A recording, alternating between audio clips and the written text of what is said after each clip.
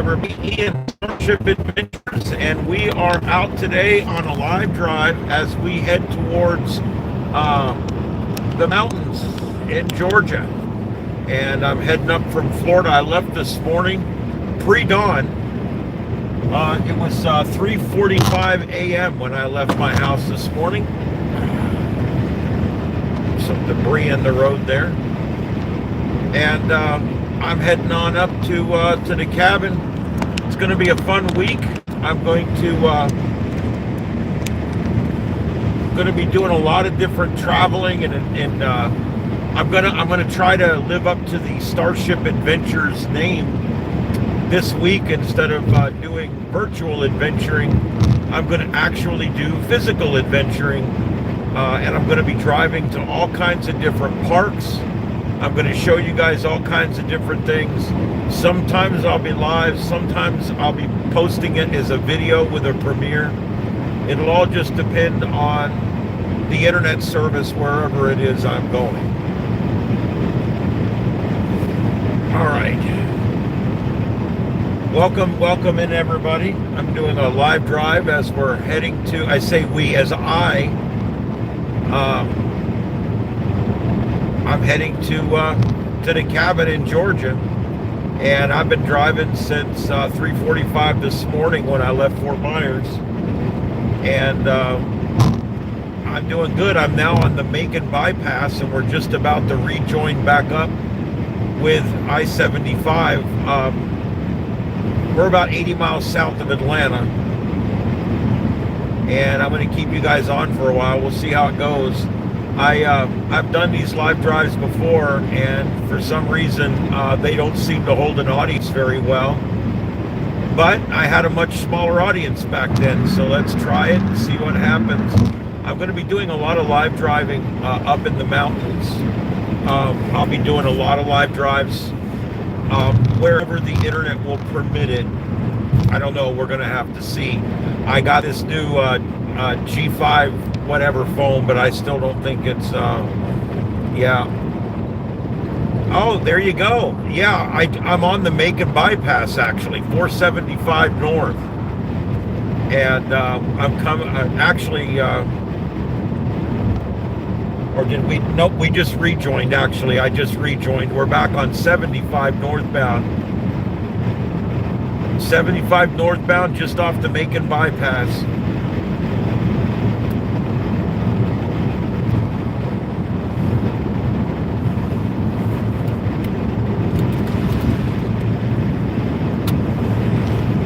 I gotta check my back door seals, because it's like I hear air coming in back there a little bit, and I'm getting noise back there. I don't like that. Anyway, it's going to be a fun week. I'm going to be doing a lot of different things. Tomorrow, I'm picking up Heath early in the morning. You guys, a lot of you that are my fans know Heath from our chat room. One of my supporters in there, friend of the show. And I'm going to be picking him up, and him and I are going to go to the Stone Mountain Ham Fest. Not sure the exact name of it. I call it the Atlanta Ham Fest because it's a big one and it's right near Atlanta, but who knows? I'm not sure the exact name. But we're going to that tomorrow morning, and we're both buying a big radio there, so this is going to be kind of fun. We've both been saving up our money. And I've been wanting to buy an HF radio for a long time. I've got a really nice base radio, but it's so big, I can't take it in the car.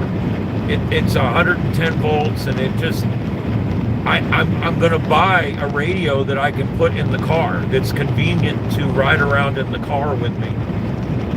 And that way, whenever I want to go do something, I can, or if I want to set it up in the shack, I can. And so that's how I'm going to set that up.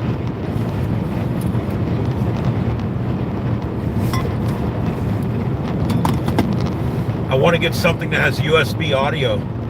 That's kind of important. I'm so sick of dealing with these signal link boxes. You have no idea.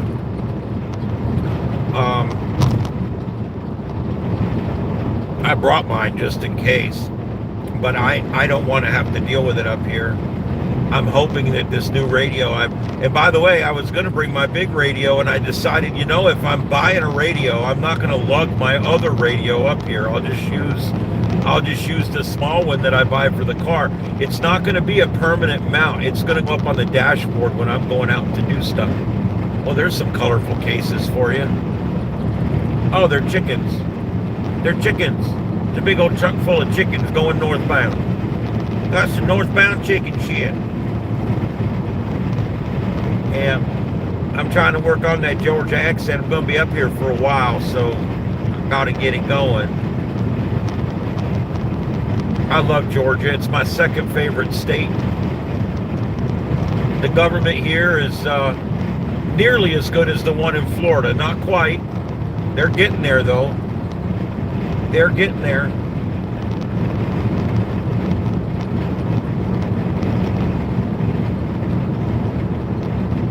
Their taxes here are pretty good. They're not quite as good as Florida, but almost. And you can live in Georgia. There's no state income tax. You know, you can live in Georgia fairly inexpensively if you do it right. And let's see here. What else? I'm using Waze as always. W-A-Z-E. If you guys travel and you don't use Waze, shame on you. It's a great app. You throw it in your phone, and then when you're traveling, you just turn your phone on, and you can just leave it laying in the seat, or you can put it in a bracket so you can see it. However, and it'll tell you where the cops are and tell you where there's obstructions and traffic and all that kind of stuff. And it's really cool. I like it. Let's see here.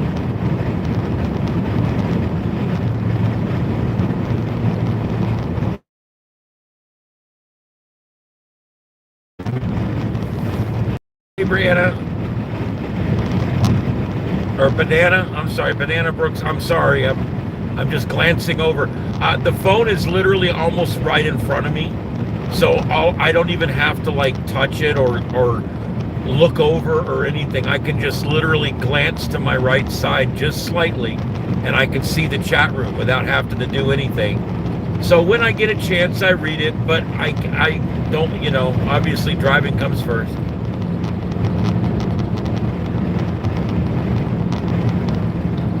Georgia has a law. This is one of the reasons I don't like Georgia. Georgia has a law where you cannot have your phone in your hand. It cannot be in your hand, which I think is a stupid, ignorant law. Florida passed a no texting law, but it has no teeth. And I don't believe in these laws. It's like there's a lot of people that can do a lot of things and drive, and there's a lot of people anything. They shouldn't even drive. And I think this throwing all of us in the same basket, they're erring on the side of caution. I get that.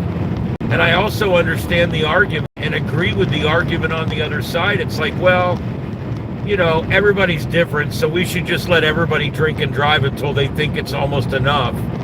No, I'm not necessarily what I'm saying, but technically it is like that already, because drinking and driving is over 0.08. So you technically can have a beer and drive home legally.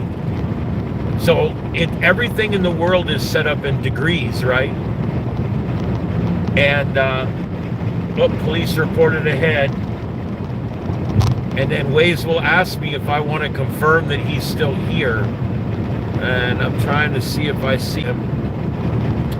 We're only doing about 75 right now, so it's probably not that big a deal. The cops in Georgia are ruthless compared to the ones in Florida. They're pretty ruthless up here. I don't know why. It doesn't affect anything. These cops can write 3 times as many tickets, and it really doesn't have that big of an effect on the overall death fatality. See that tower right to the right, that big transmitter tower? See the shelves about halfway up and the big deck on the top? That is an AT&T long lines tower. That's one of the towers that used to relay your long distance calls. when you were in one town and grandma was in the other town, and you guys waited till after 8 o'clock at night to call because it was cheaper. That's one of the towers that used to send your signal along the way.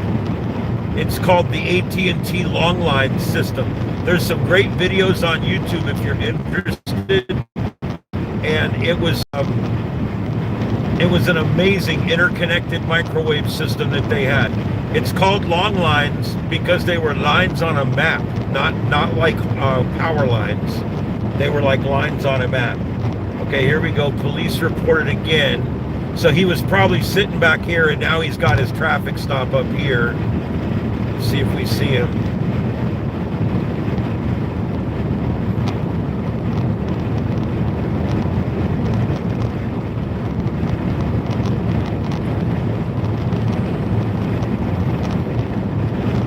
Yeah.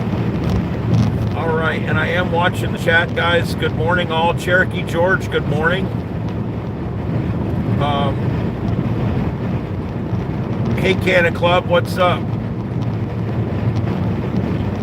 Yeah, well, 0.05 is getting pretty low. I mean, you can get that from a shot glass of NyQuil. Yeah, Canna, I kind of missed doing it last night too. Hey, Car. Yeah, I missed going on last night. I'll be honest. But I had to pack. I spent the entire day yesterday doing everything. I had to go see clients and pick up pay. I had to go and wash the car at a car wash. I had and vacuum it out and clean it out because you got to do that before you go on a trip. I think that's in the Constitution of the Bible or something. And I had to get an oil change and had to get all of the car checked out and everything, and which I did over at my little oil change place on 41. And then I had to go by about 7 different places and just pick up supplies and drop off things. And I had to buy a bunch of cat food for the cats so that my stepson can feed the cats. And I got cats with bad teeth, so I had to go buy flats of wet food now. My cats all think they get wet food now twice a day because I got 2 cats that need it twice a day. So now they all think they get it twice a day. All of them. Even the feral ones come up and start begging in the window. That wet food, man, it's something, man. It's like crack to them cats, man.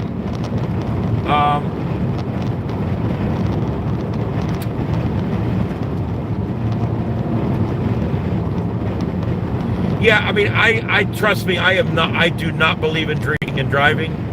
I one time got in my truck after a party, and I was driving 7 miles to my house, and about 2 miles after I left the party, I go, that's it, I'm stopping, I'm drunk, I can tell, and I really feel insecure right now.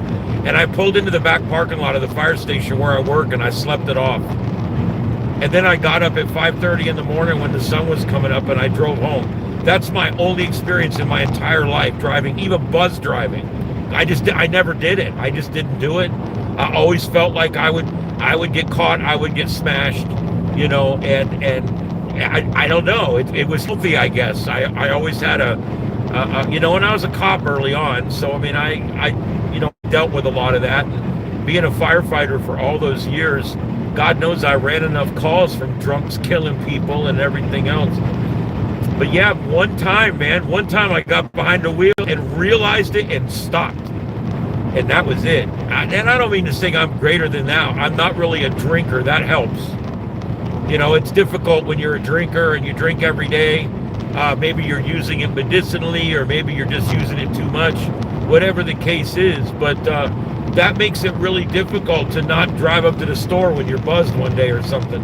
With me, it was pretty easy because I hardly ever drank. My stomach didn't like it in the first place.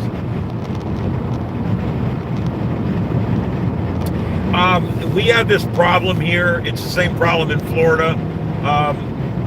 He's going the same speed I want to go. And yeah, he should yield to me so I can go by. But he's already doing 80, which is the speed I want to go. So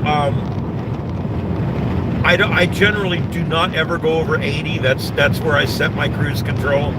And if he goes 80, he'll pull away from me. If he'll go over 80, that's as fast as I'll go, because they don't start writing tickets till 12 or 15 over. And that's the bottom line. I don't want a ticket. I could drive 120 safely, in my opinion, but let's not get into semantics. And by the way, this car, I'm used to driving like old vans and old trucks and shit. I got this car. This car wants to go. It wants to be free. I have to pull back on the reins sometimes. I'm not used to it. I look down, I'm doing like 90. I'm like, oh shit. So anyway, let me see what's going on here. So anyway, for this week, what we're doing is I'm going to do this live drive. We're going to be going through Atlanta here in about 1 hour. We're going to go through Atlanta. And then if you guys have never been through Atlanta in a car, it's quite the trip. But if you're doing under 85, you may lose your taillights and get rear-ended, because the people there drive like absolute obnoxious pricks. And they're good at it. They drive it every day, and they're really good at it. And the rest of us are not used to it. And so and then you throw on the older folks and the people that don't drive so well, and man, it really becomes a fun mess. And it's not like, normally you can just stay to the right and go slow. Well, you can't do that, because the right lanes are constantly leaving, and the left lane is a HUV lane, and then they got other like express lanes and everything else. So you almost just have to stay in the middle. I call it duck and cover. You basically just stay in one of the middle 6 lanes and do about 80, 85, just keep up with traffic. And before you know it, it's over. It's kind of like going to the dentist.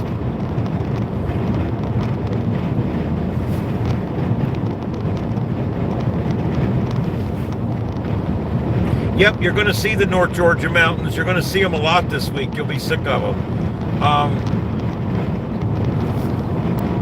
Yeah, that's true. That's true, Standard. That's true. Probably got to watch out for them. No, and what I meant by that, I didn't mean I think we should all be doing 120. I can drive my car 120 and I'm fine. But of course, there can't be anybody else on the road, or that gets all screwed up. So that's all I meant, was this car wants to do 120, and I drove emergency vehicles most of my life, so I probably could handle it. But yeah, no, I would never do that. Actually, the older I get, 70 and 80 have become good speeds. I don't need to go any faster than that, really. This guy's annoying. I think I will go around him, though. It's 3 pickup trucks in a row, and they're all Chevy people. What does that tell you?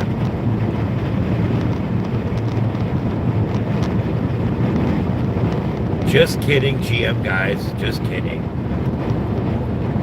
I've always been a Ford guy myself, but hey, well, I guess I am going to get back in behind you guys. Jesus. So now we're doing 65 on an interstate. Why? Nobody really knows why. We just are. Oh my God, you go to 162 miles a day? Yeah. Oh my God, you must go through cars every couple of years. Where my broadcast center is that I work at right now is 12 minutes from my house. And they're building a brand new broadcast center. It's going to be amazing. It's not in a flood zone anymore. 162 miles an hour. I'm sorry, I'm reading while I'm driving, which I probably shouldn't do. But yeah, my car won't go that fast, but yeah, that's pretty good.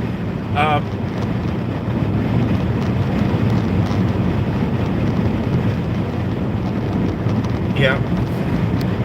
Yeah, they like to drive fast there in Atlanta. I'll tell you that. I've noticed that. I've noticed that even on the surface streets in Atlanta, the driving is very aggressive. And I'm not even complaining, because I could live there and I would drive just like those assholes in about 3 months. I could train right up, if you know what I mean. Autobahn in Germany, there you go. But with an Atlanta attitude.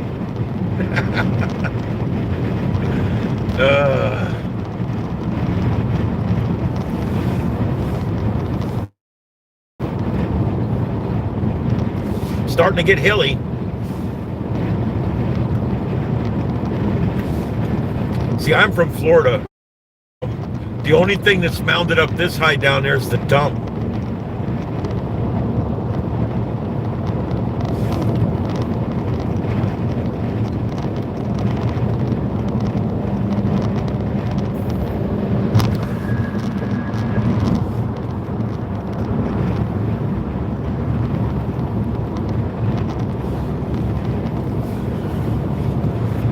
Oh man. Okay, so here's the schedule for this week. I got a few things firmed up. Tomorrow, I'm picking up Heath in the morning, and we are going to the Ham Fest, and that's gonna be the deal there. We're gonna go to the Ham Fest tomorrow. That's here in Atlanta. And I'm going to go live from there. I haven't decided exactly what. No, we didn't rent a table or anything. We're just going to go as participants. But I'm just going to, everybody goes live from in there. And I'm going to do the same thing. I don't care. I'm going to go around, go live. I'm going to walk around with the camera, and you guys can see what we're doing. I'm literally just going to broadcast our day in there.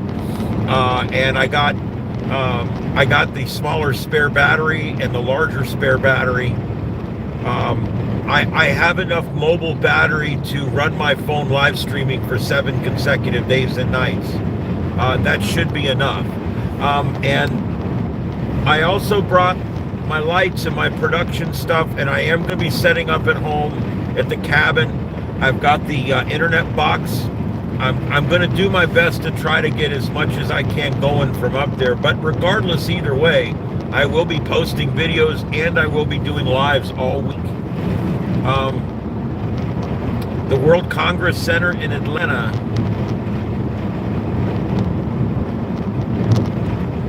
Yeah, I'm looking forward to it. It's not the biggest one in the world, but it's huge. It's one of those kind of things where you don't need the biggest one, you just need a big one. And yeah, I'm looking forward to it.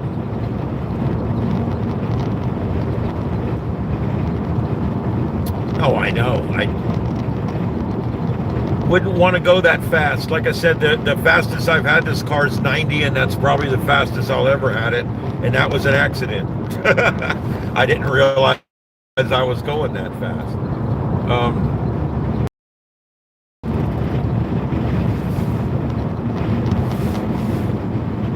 Yeah, speed's overrated.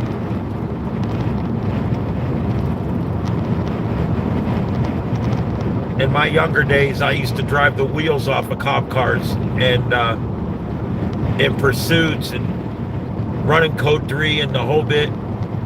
And those are speed rated cars, and those are speed rated tires and speed rated everything. And you know, it's still very, very dangerous. Very, very dangerous. I remember one night an officer yelling for help, and then he went off the air, and we didn't. And we were the closest unit, and I was 20 miles away. That car was almost on fire when I got there. The front brakes were burning. I thought the front tires were going to pop because the brakes were glowing red. But I got us there, 20 miles in 12 minutes.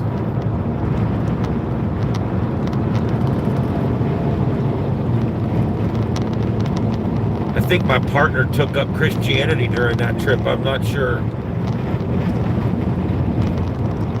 Yeah, possibility. gearing up for that. I cannot do multi-screen coverage up here. I can't do it. So we're going to see what happens. If it gets real bad, I'm just going to head home early. I don't know what's going to happen with that. There's a lot of help coming from different places. I know our local food bank, the Harry Chapin Food Bank, which is a very successful and popular food bank in our area, works really well for our folks.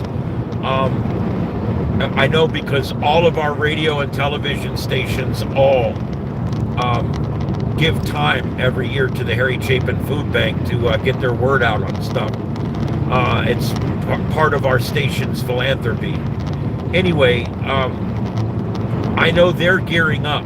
They're gearing up, and there's a lot of places gearing up to help. And I don't know what's going to happen.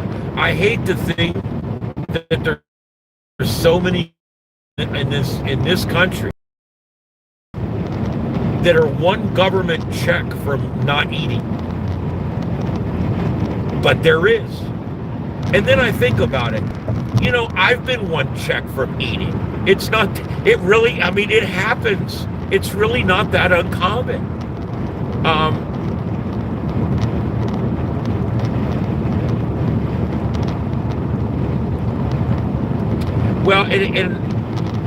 One of the many reasons I do those hurricane streams is to meet new people, although that is a big part of what we do here, because of all the things I cover, the thing I know the most about right shooting from the hip is hurricanes. That's my absolute specialty, hurricanes and emergency management. And then beyond that, obviously I've worked in the media for 14 years, so I love the whole coverage of things, and I just love doing breaking news coverage. I think that Jamaica hurricane landfall coverage was really good. There was a lot of positive. I got 250 emails, and a lot of them were just positive feedback. I was flattered. I really was.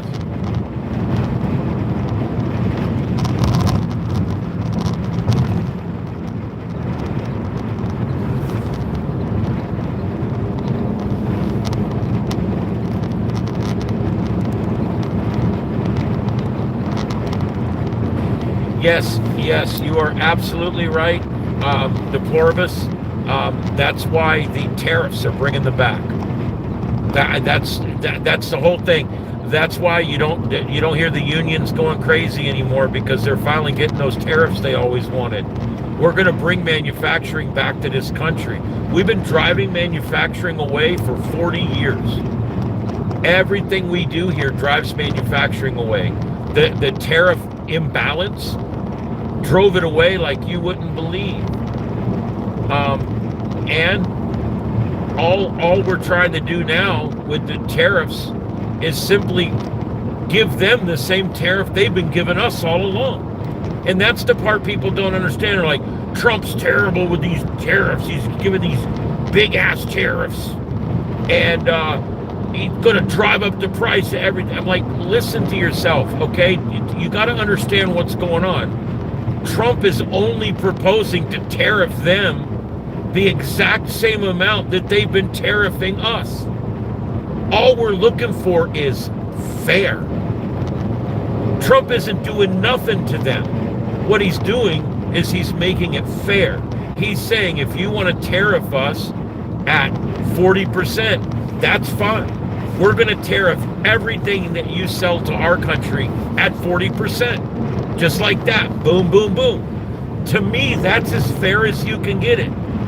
That's why the unions on the left aren't bitching. You don't even hear the unions talking smack about Trump much anymore, except the teachers union. And again, why? Why? Because the tariffs will bring back all this labor that's been leaving the country.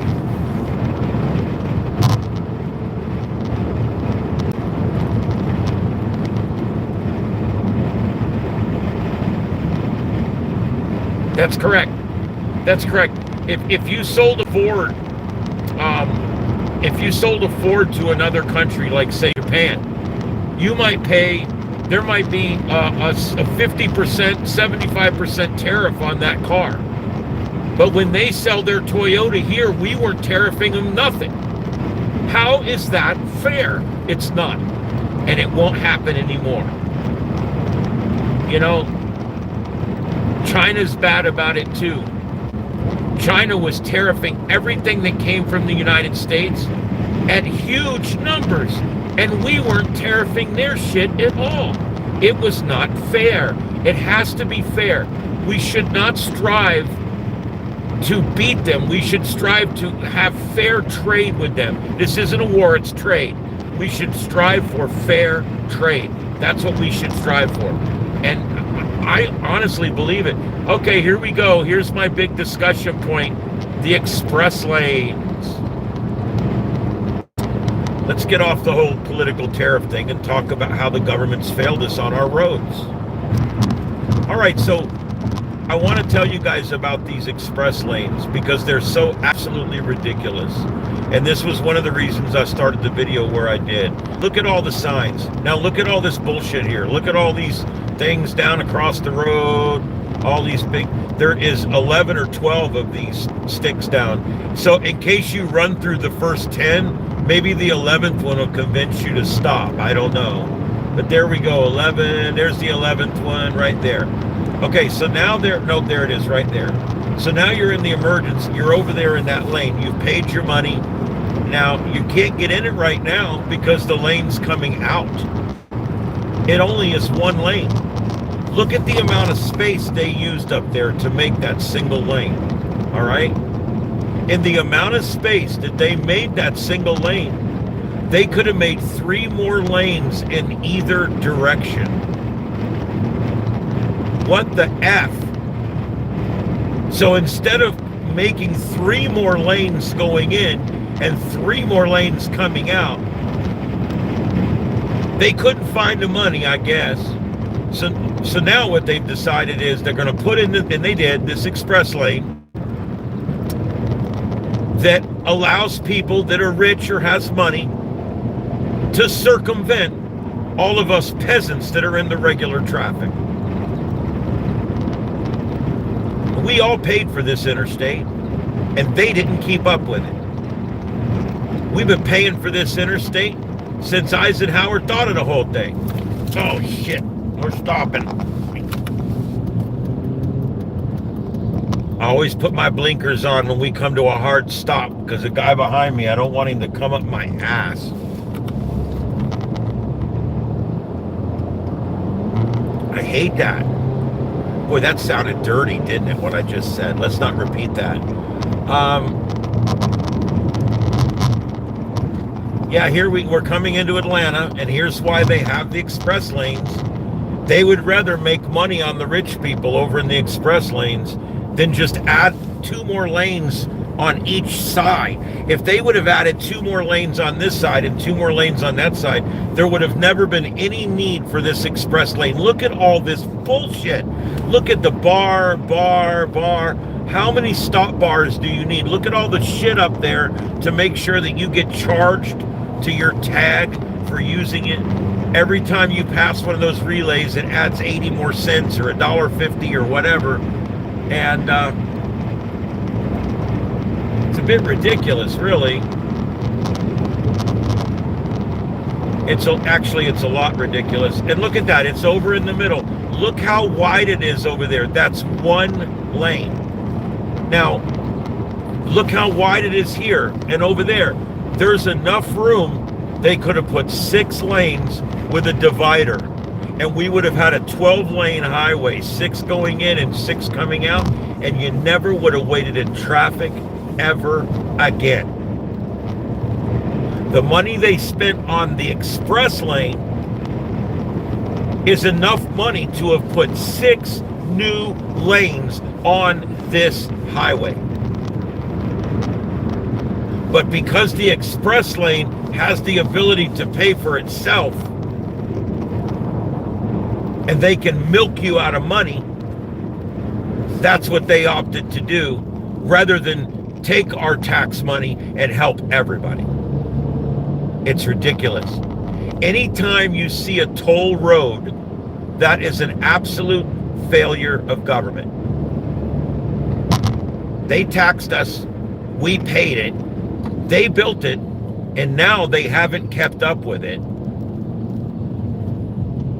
And no, nothing ever happens to that. There's no consequence for the fact that government hasn't kept up. And government could have fixed it, but they didn't fix it. They passed on the opportunity to fix it, and instead they took the opportunity to milk us out of money and allowed the elite to pass through at a higher rate of speed than the peasants. And that's exactly what it is. Well, I appreciate that, Gator Fitz. There is, yeah, that's the thing. There is no cars in the express lane. I don't even think they got it open right now. It is a ridiculous waste of time and money. Look at it over there. It just sits there. This is one of the spots where they allow a passing lane for about a mile, because when you get stuck in that single lane, you can't pass. You have to wait till you get to a passing area to pass. Even if I had money, I would not use that lane. I'm sorry. There's just, it sticks in my craw. And look at the big signs they got up over there. See, we don't have overheads. Notice that? We don't have overheads. They got overheads. Look at that big, colorful, I mean, you could show a football game on that overhead. They probably should do that when we're waiting in traffic. They could show a football game. That would keep people from getting so pissed. They could show the Atlanta Falcons losing to somebody.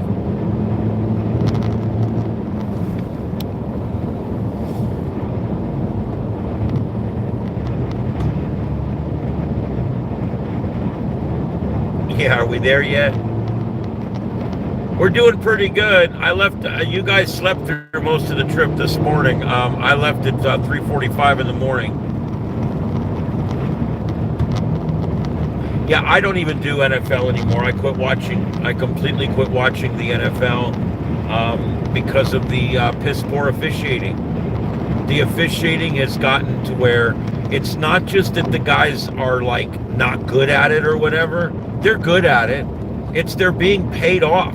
They're being told exactly which team needs to win. I watched that Saints playoff game about 3, 4, 5 years ago, and that was the last NFL game I ever watched. I stood up and I said, that effing game is rigged, and I'll never watch it again.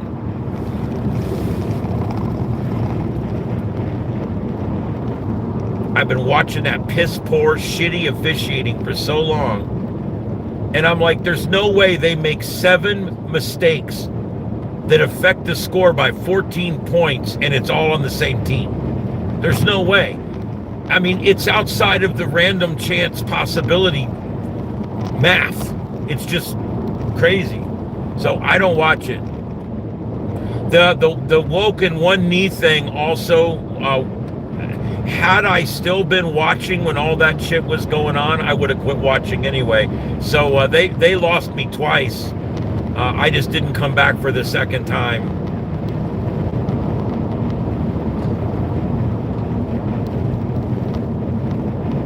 Yep, I don't watch NFL at all. I'm not a big sports person. To be honest, I didn't really miss it. I used to watch NASCAR because my mom and dad were into it. And it was a Sunday thing. I would go over and cook dinner while they were watching NASCAR. And then we would have a big dinner and I'd go home. And I got to spend the day with my parents. That was kind of that became a thing for a while, us watching the NASCAR. Now that my dad's gone and my mom doesn't watch it no more because once Tony Stewart retired, she was done with it. That's it. I haven't watched a NASCAR race in a very long time because I never really liked sports, but I like to hang out with my friends when they were liking sports, if that makes sense. I like to be a fan of sports with my friends, and I understand the game. That's the part that people wouldn't believe. I actually understand the calls and I understand the rules, and I'm actually kind of a stickler. There for a while in the NFL, I knew all the rules. I was like I had become anal about the rules. It got bad. It was like, because I knew they were cheating. I knew they were cheating. And then finally there was that game. I watched it, and I didn't even care who won that game. But I watched what they did to the Saints. And I'm like, that's it. I'll never watch NFL again unless they can get that third team off the field. Because they're right now they're fielding 3 teams and the refs are winning.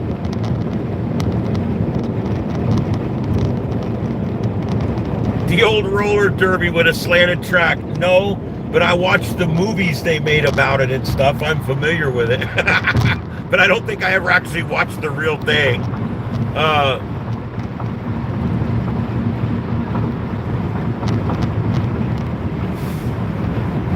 Yeah. All right, and we are coming into Atlanta. There's that express lane. I did finally just see 2 cars go by. So they made $12. I hope that pays for one of those stop arms or something, maybe. Maybe that big tall one over there. Holy crap. Put in 10 on top of that. What a ridiculous mess. All right, here's the 675 bypass to the 285 Beltway. And of course, we're going to stay on 75. Years ago, everybody used to say, take the Beltway around. Negative. Nothing can be gained by getting on that Beltway. Nothing can be gained by getting on that Beltway. That's a terrible road. It just goes around hell. The best thing to do is duck and cover. And that's what we're going to do here. Shields up. Red alert. We're going in.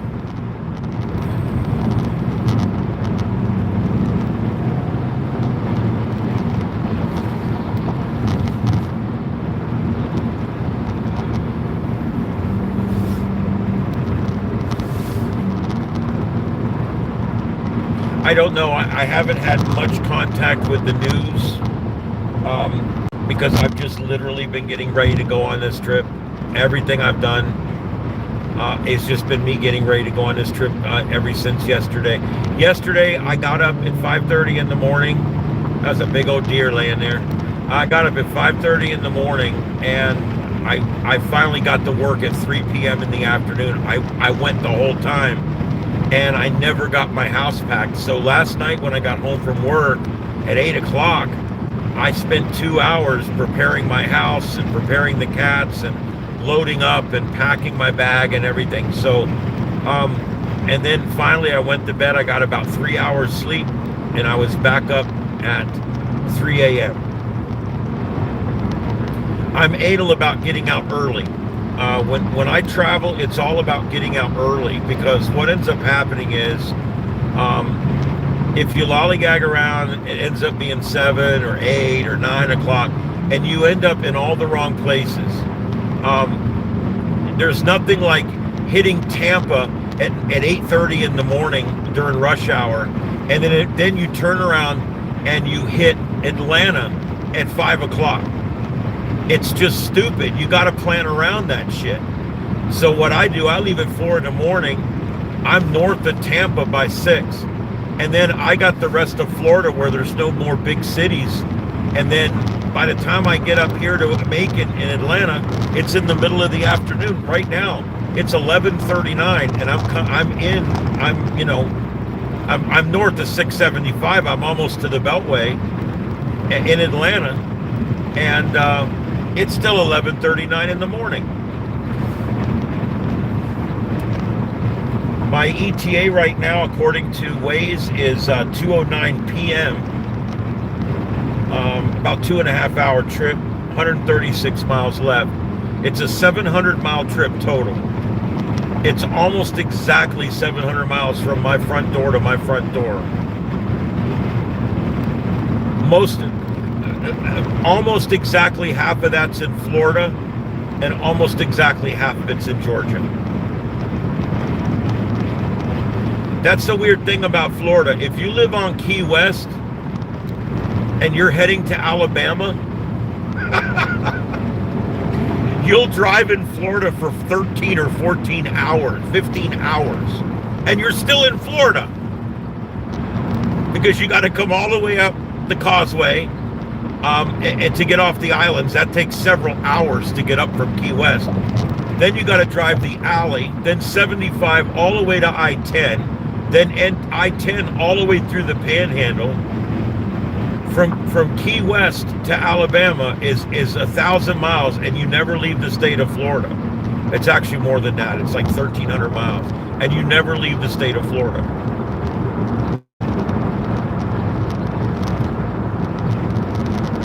Florida's a big-ass state. It's not a California or a Texas, but it's still a big-ass state.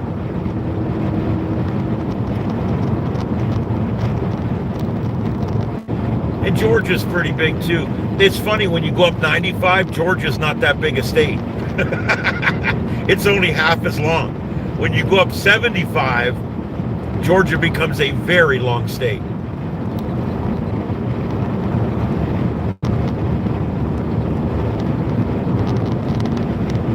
And see, they've got the speed limit here at 65. Why? Well, everybody's doing 85. So why would the speed limit here be 65? I don't know. Is it a money grab?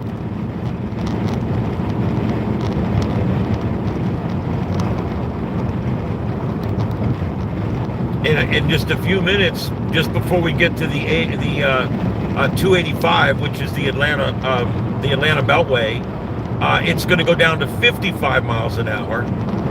And again, I think it makes things more dangerous, because now you've got do-gooders out there trying to do 55, and you got locals doing 90 or 95, and they're all interfacing on the same 12 lanes.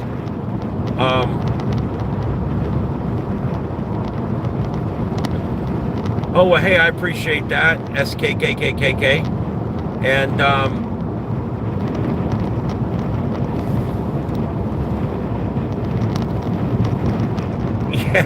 yeah, that's true. Yeah, in Europe, what you drive to get from Alabama to Key West would get you across 4 countries in Europe.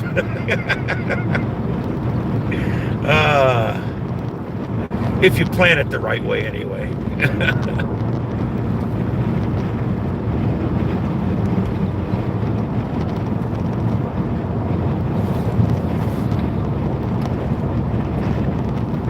And that's another thing. I usually use the HOV lane. If I use it today, I will be breaking the law. Breaking the law, breaking the law. So I'm not going to use it. I don't want to get in trouble. It's not that important. I'll leave it for what it was intended for. I should have got a dummy. I could have sat in the seat. No, I've never been to Europe. I'll admit to you guys, I'm a little bit of a xenophobe. I love other cultures, and I love meeting people from other cultures, but I have no desire to leave the United States of America. I don't know why. It's a little bit of a phobia or something that I have. There's something about a foreign government and foreign police and foreign laws that I don't understand, and foreign place that I'm not familiar with, and foreign people screwing me out of my American money. The whole thing just makes me completely uneasy. And the 2 or 3 times in my life where I started planning a European trip, I ended up canceling it. I just didn't want to go. Even when I was a kid, when I was 16, I was in this program called Major Work Area. It was a gifted program, and it was for scientific thinkers, basically. And one of the things they did every year was they would take the kids that wanted to go to Europe, and they would take you on a 7-day whirlwind of 6 countries. And we went to some of the meetings and started attending it. We got the application and stuff for my passport. We started doing all that stuff. And I sat down with my parents one night and I said, I do not want to go to Europe. And my mom goes, you're sure you don't want to go? And I'm like, Mom, I do not want to go to Europe. I have no desire to go to Europe. She goes, good, because it's expensive.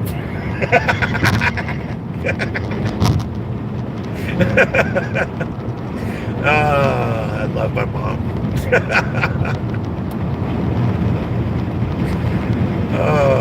She was going to send me, by God. My dad would have taken an extra job to send me if that's what I wanted, but I just didn't want it. I didn't care. Didn't want to do it. All right, so there we go. There's the HOV lane denoted by the double white lines. And something a lot of people don't know, you're not allowed to cross those double white lines. You have to get in and out of the HOV lane at a prescribed location, which to me is absolutely stupid, but that's the way they do it. You know how it is, the government, when they're done making the good rules, they start making more. But yeah, like right here, I couldn't get into that lane now, even if I had a second passenger. I have to wait.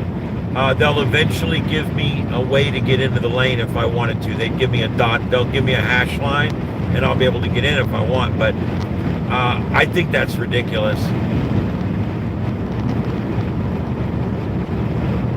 It's a beautiful day today. 60 degrees outside, 6-0. When I left my house this morning, it was 58. By the time I got to North Florida and the sun started to come up, it was 44 degrees. And it slowly climbed back up to 60 on my trip north here. Right as I was leaving this morning, the 6 a.m. advisories came out after I left this morning, and I got a frost warning for tonight up here in Blairesville. So the first frost warning of the year has come out for my cabin.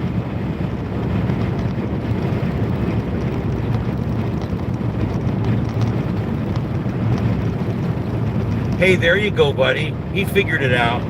He figured it out. There you go.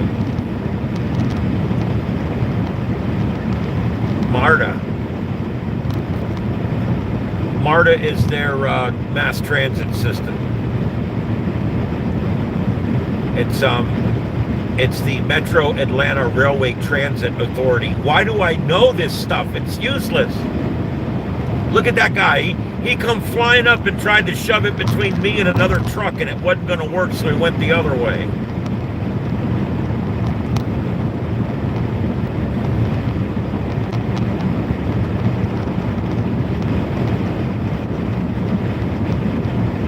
Cleveland Avenue.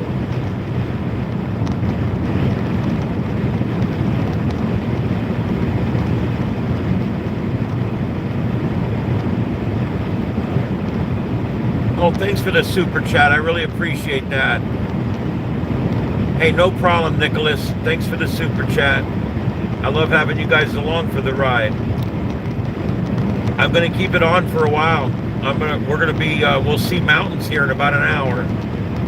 Oh, there went one of the, they've got like emergency service vehicles. They're not like, I don't think they're like arresting people type cops, but they are like trained and certified in some way. And they've got red lights and they respond to emergencies and stuff. It's pretty cool. It's kind of like a something between a community service aide and a police officer. And they do the road ranger stuff up here. You got to be real careful on this road.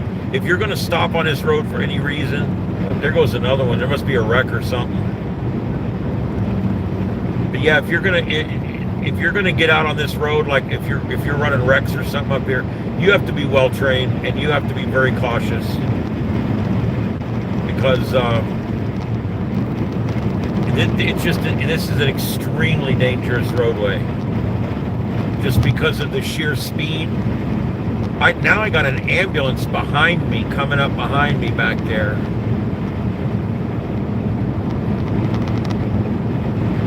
Let's see if he can do 80.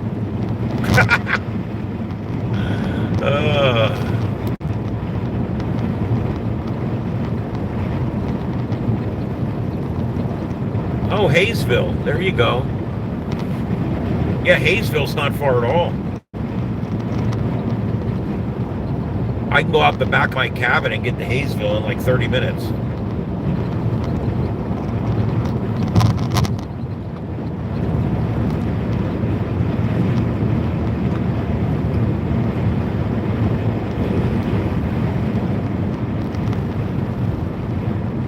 I don't even know I think we're still in a 65 here, but I'm not 100% sure.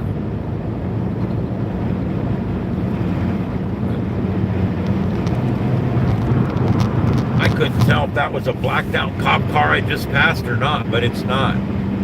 It's a blacked out some other kind of car.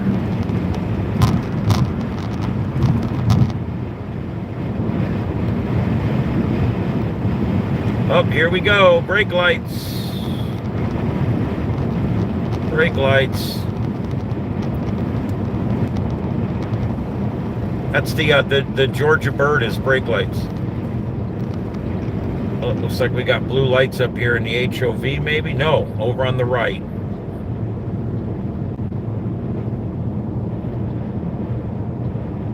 Yeah, we got blue lights on the right, so hopefully this won't be too bad here. Oh, no, wait, he's moving. And I got a box coming up behind me, so I think I'm starting to think. No, he's on a traffic stop. That's a traffic stop over there. They're just taking their sweet time stopping. You know what slow to stop is, right? Slow to stop, slow to stop. That a cop will always say, slow to stop, you got drugs in the car. When actually the truth is, some people are just slow to stop. Because they're confused, they're nervous, they're upset, they don't know what to do. Every time, I love the first thing a cop will ask you is, why are you so nervous? I just got stopped by a cop. I shouldn't have to explain this to you, officer.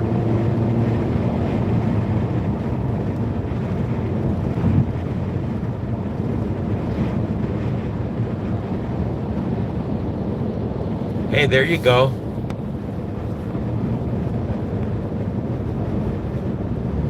Yeah, no, they were looking for a safe place to pull over, and I'm sure the officer was okay with that because he wasn't right up his ass. I think he was allowing him to get off the highway, which is a good thing on this road. Yeah, that's true. That's true. It's not like that one. I watched a video the other day. This cop puts his lights on. He's this trooper in some other state. It wasn't Florida or Georgia. And he puts his lights on, and the person like slowed down to half the speed and put their blinkers on, because that's what it says in their driver's manual. If you're on a highway or a dark area that's unsafe, put your blinkers on, reduce your speed halfway, and to let the officer know that you're complying, and then when you find a safe spot, pull over. It literally says that in the manual. And this cop pitted her 32 seconds after turning the blue lights on, and she was pregnant and almost lost a baby. And I'm like, that's just inexcusable right there. It's right in their handbook to put your blinkers on, slow to half, and find a safe spot. She did exactly what it said in the driver book and got her pregnant ass pitted. I couldn't believe that. But hey, you know, of course, now that cop's doing fries and burgers, which is a much better job for him. There you go. Hey, Talking Life with Nick. I'm in Miami, where it's a sea of emergency vehicles driving all around me. Here comes another one on the right.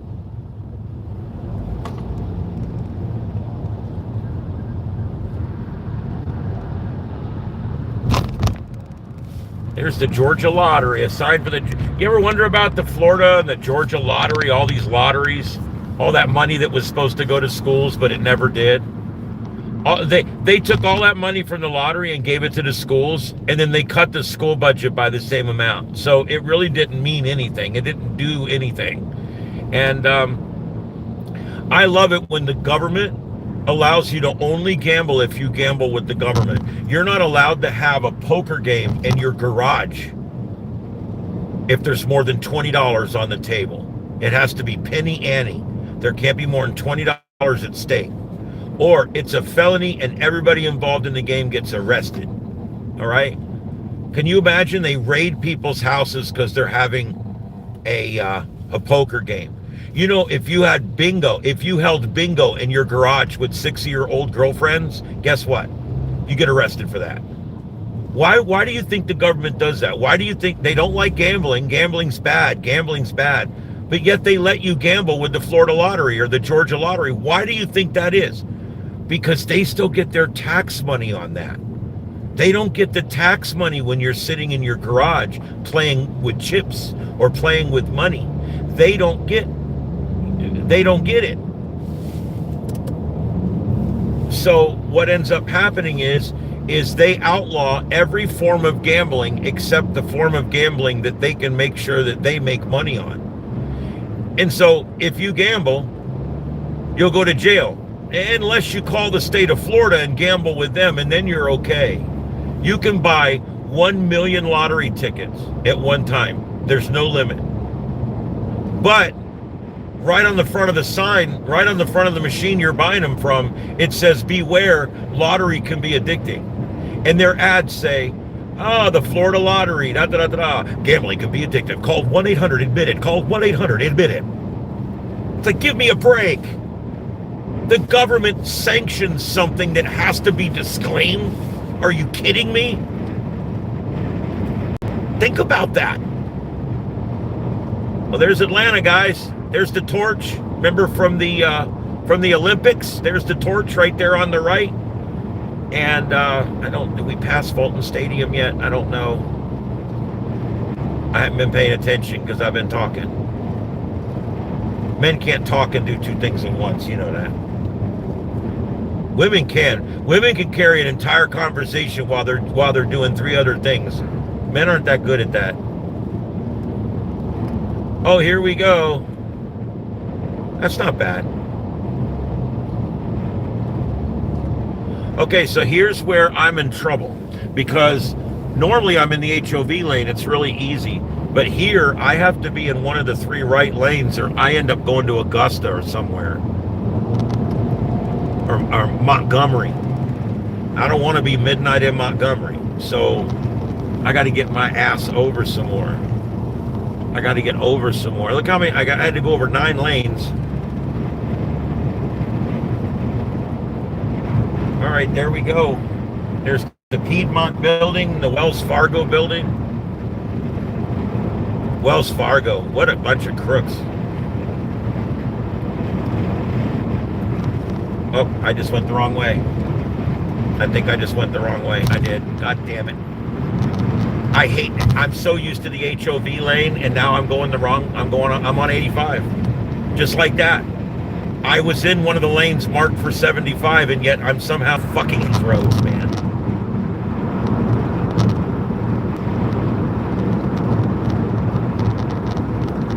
Oh well, I guess I got to get off. I got to get on the surface streets.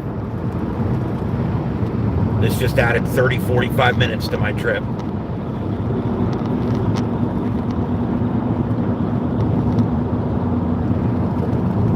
God, I hate these fucking roads.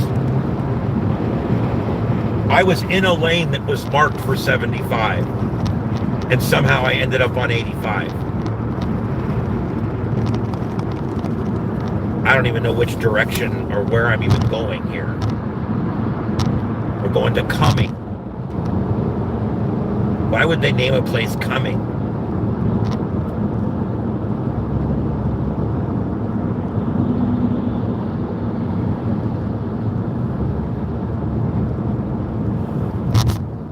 It's telling me not to take this one, to take the next one. It's already routed me back. I just have to make 2 turns here. What a mess. God, I hate that.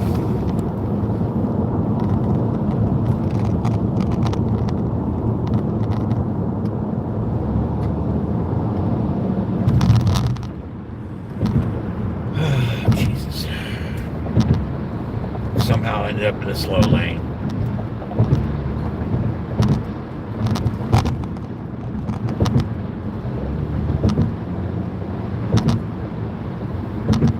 I just don't know why can't they mark things better, you know? I just don't understand it. I was literally paying attention, and I made sure that I was in a lane that was going where I was going.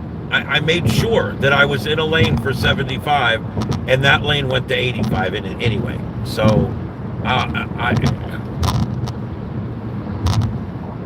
I hate missing a turn. You have no idea how pissed off I am right now. I'm trying to control it because I'm on the air. I think I really just want to go off the air so I can be pissed in peace. Because I'm really mad at myself right now because that was a fucking stupid error I just made. Not as bad as that guy running out of gas, but God knows how long. It says this only adds 10 minutes to the trip, but I can't believe that. Anytime you got to get on surface roads in Atlanta, you're screwed.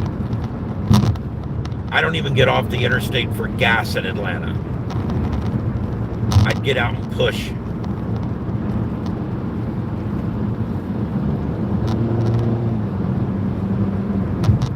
Oh, God knows.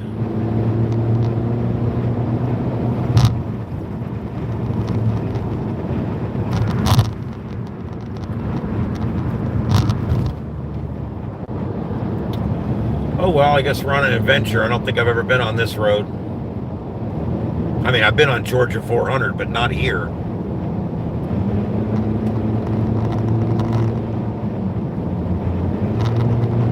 Oh, hey, look, there's the city again.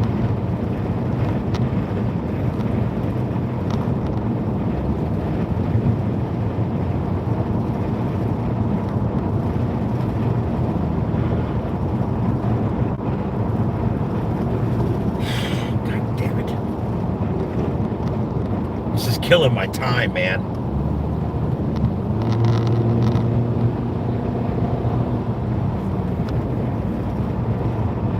I was like making record time, but this is it won't be record time now. It'll be some bullshit time now.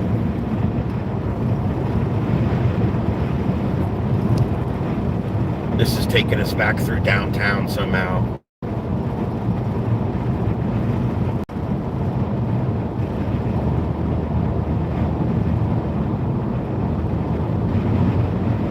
This doesn't seem right. This doesn't seem right. I think this is just taking me off on a wild goose chase.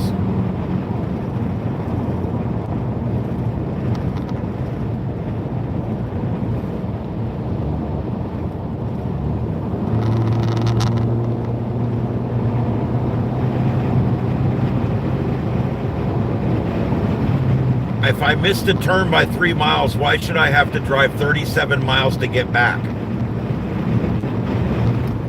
Only in Atlanta.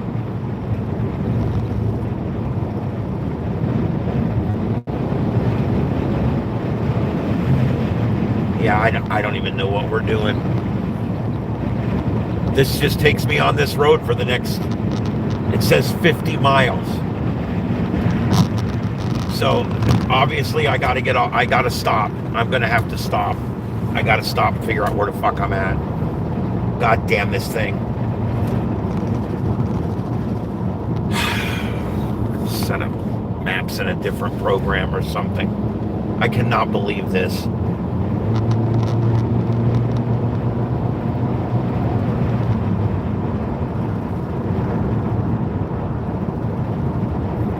Yeah, this has taken me on this road for 50 more miles before I turn on Chester Street or something. That can't be right. I got to get off this road. I got to get off this road and head back towards Atlanta. It's literally taken me, we're going northeast and I need to be going northwest.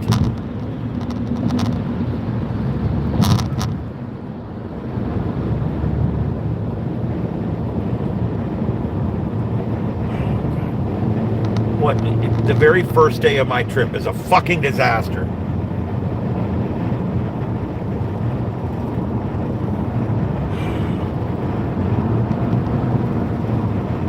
I can't even find a way off of this goddamn road.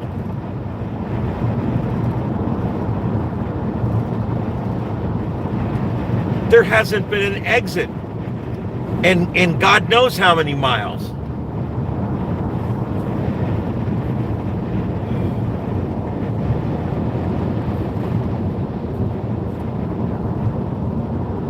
Well, here's an interstate coming up. It's the Beltway. but there's no way to get on it.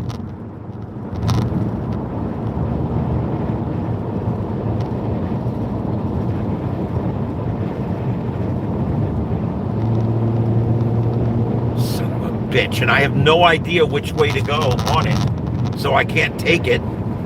I gotta stop somewhere first and figure out where the fuck I'm at. I hate Atlanta. Did I mention that? I fucking hate Atlanta. I think I'm gonna get offline because I'm just so pissed off right now. I can't deal with my life.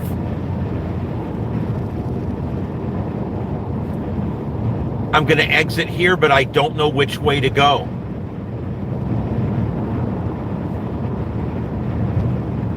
I have no idea which way to go. I think back west again.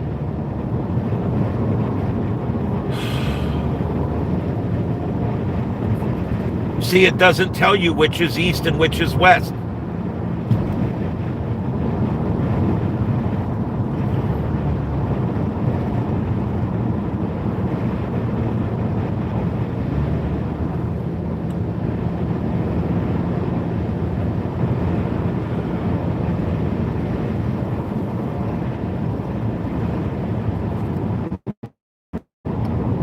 I have no idea which way to go.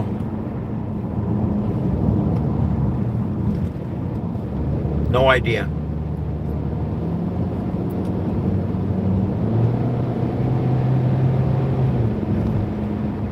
I have ways. That's what got me here. I was using Waze. I was in a lane that said it was for 75.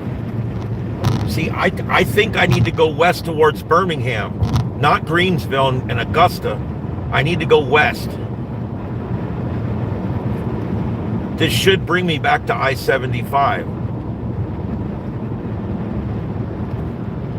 Why Waze won't bring me back to I-75, I don't know.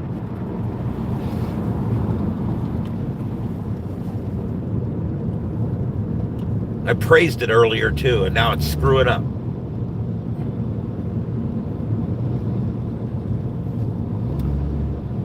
Now we're heading back towards Atlanta again, I guess. Or at least in the right direction.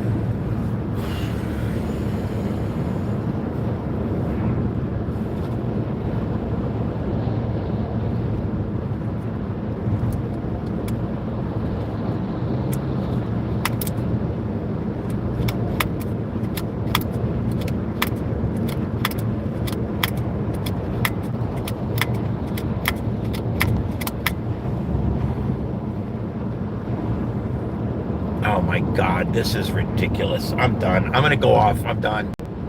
I'm done. I have to get off and I have to stop and I have to plot my own course and do it the old-fashioned way, because the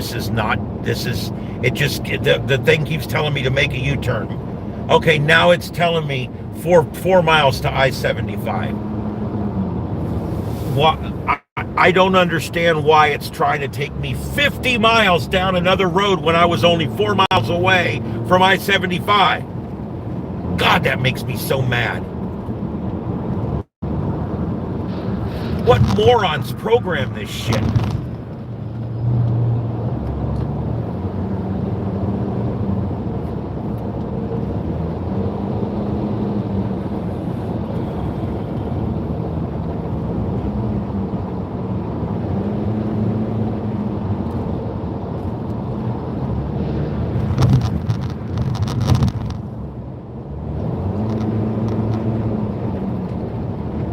They're so good about marking things. I mean, it said right over that lane, 75. That's why I got in that lane. And then next thing you know, I'm on 85, heading to a different place. And on a road that had no exits. That was fun.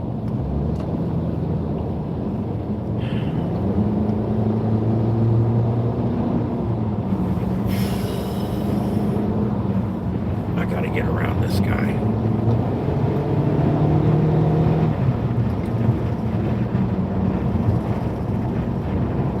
Crazy drivers here. You just got to drive like them.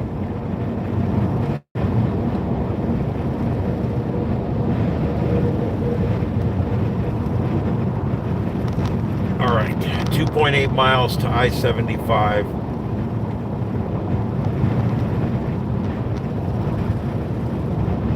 And that's the other thing about like Waze and Google. When it does send you completely in the wrong direction, there's no one to complain to. There's no button that says, report this as an erroneous route. Because the truth is, they don't give a shit. They don't care. Waze doesn't care that they just were taking me on a road heading to Alabama or wherever I was just going. Don't bother them a bit.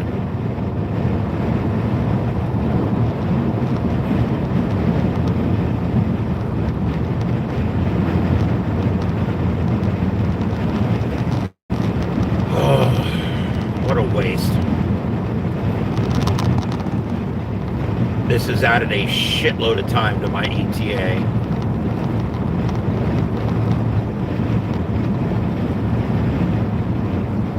All right, now I got to be way back over there.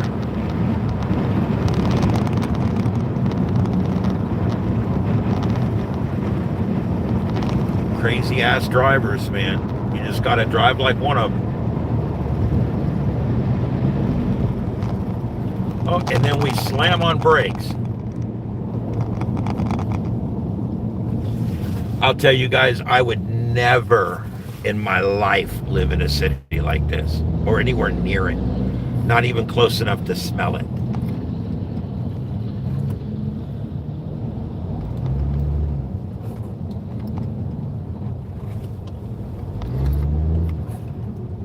God damn it. What a waste. I should never have went live on the road because I get too pissed off when something like this happens up here. This just ruins my entire fucking day because all day long I stare at my ETA because you guys know when they put your ETA on there, that's the time you have to beat, right? And I've been watching that ETA all day and I've shaved 11 or 12 minutes off of it. Even with my stops, I've shaved time off of that ETA. And now it's all back on with more, and it's now ticking up like a clock because I'm on the wrong road.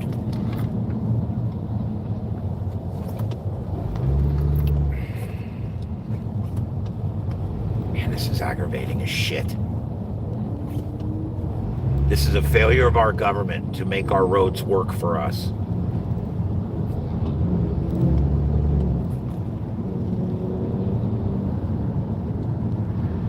You would think that, you know, it's been like this here for 40 years, but they've never kept up with the roads here. Never. Now there's 3 arrows that says to Atlanta or to North Marietta. But it almost looks like I need to be over one more lane. I don't know, I can't tell. But I don't know. This lane definitely, but I think this one ends up going back to Atlanta. But it doesn't really tell you for sure. So I'm going to get one more lane just in case. Jesus.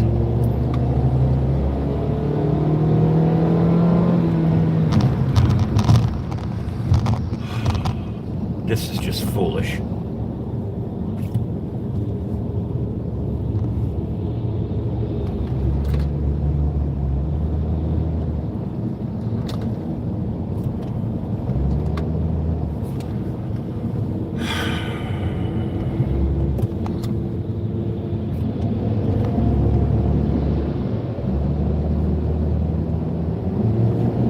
we were doing fine on here until the road got screwed up. And I'm not even blaming that one on me, because I was in a lane that was marked 75 and I ended up on 85. And I normally always take the HOV lane. This is the first time I've ever drove up here by myself in 35 years. And I always take the HOV lane. I know exactly what to do in the HOV lane.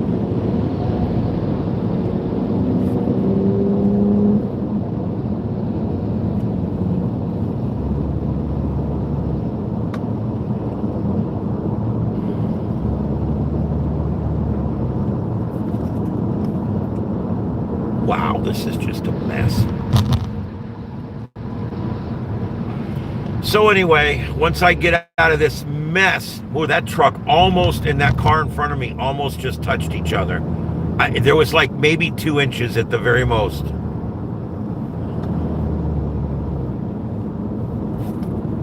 It's always fun when you're on a road that has too much traffic and then you're rejoined by even more traffic.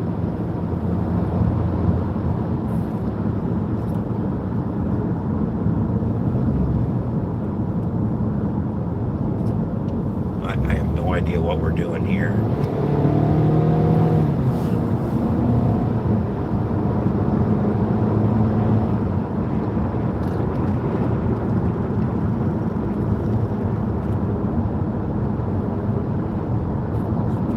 It should only be about 10 or 12 miles now, and I get on 575. And once I can get on 575, I get out of all this bullshit. Really just, I don't like Atlanta. It's just, I don't know how you could live here and like, if you were like a delivery driver or something, I don't know how you would ever get to the point where you know the area. See, like my area in Fort Myers, I know it well. I've done 4 or 5 different jobs where it required me to drive all over town, find addresses in every neighborhood, responding to all kinds of things everywhere. I even drove a cab for a short time. So, I mean, there was whatever job I've done in my life, it was always something out on the road usually. And I know my town better than most people know their towns.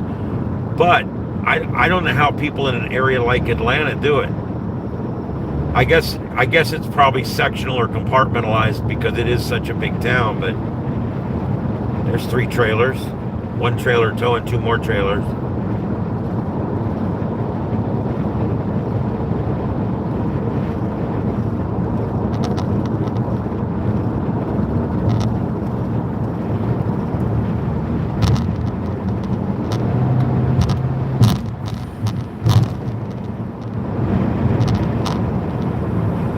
Oh, damn, I wish that didn't happen, but that's all right.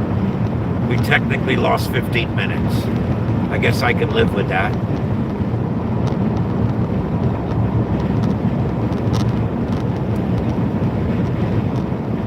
Isn't it funny how when you're when you're driving and when you're in town, you're like on autopilot.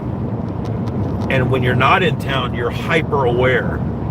And that's why you're so much more likely. I don't know if you know this or not, but most accidents, over 50% of accidents will happen within 5 miles of your house. And the reason for that is because A, you drive that area more because it's right near your house. But the biggest reason that it's like that is because it's the last few moments of the trip. You're letting your guard down. You're tired. You're almost home. You know the area really well. And people will let their guard down and get into a minor accident. And that's why they say that over 50% there's a 50% chance that your next accident will be within 5 miles of your house.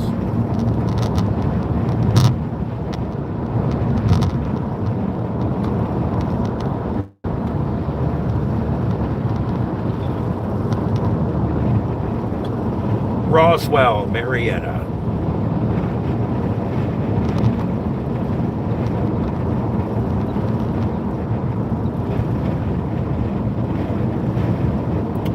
Yeah, I've driven a lot of snow and ice. I used to do the ski trips every year, and I coordinated those, and I usually did most of the driving, and I drove the van. I drove loaded ski vans, you know, full of people up in the snow, and we did okay. But yeah, snow is very dangerous driving. Ice, of course. When you start throwing ice in, the only good thing about driving up to ski is you stay on the highway until you get the resort road that goes up the mountain, and those are always well salted.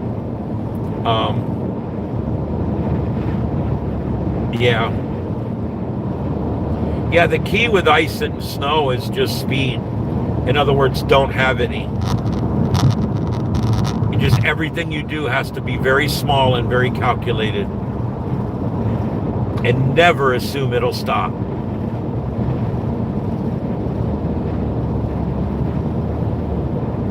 When I used to, one of the courses I taught year after year at my department was EVOC, Emergency Vehicle Operators course. And I used to teach the guys that the steering wheel prevents accidents. The brakes just lessen the damage. And when you're driving a big truck, it's true. Now, in a car, sometimes the brakes will get you by. But if you're in a big truck, like a big fire truck that's overloaded or a big semi,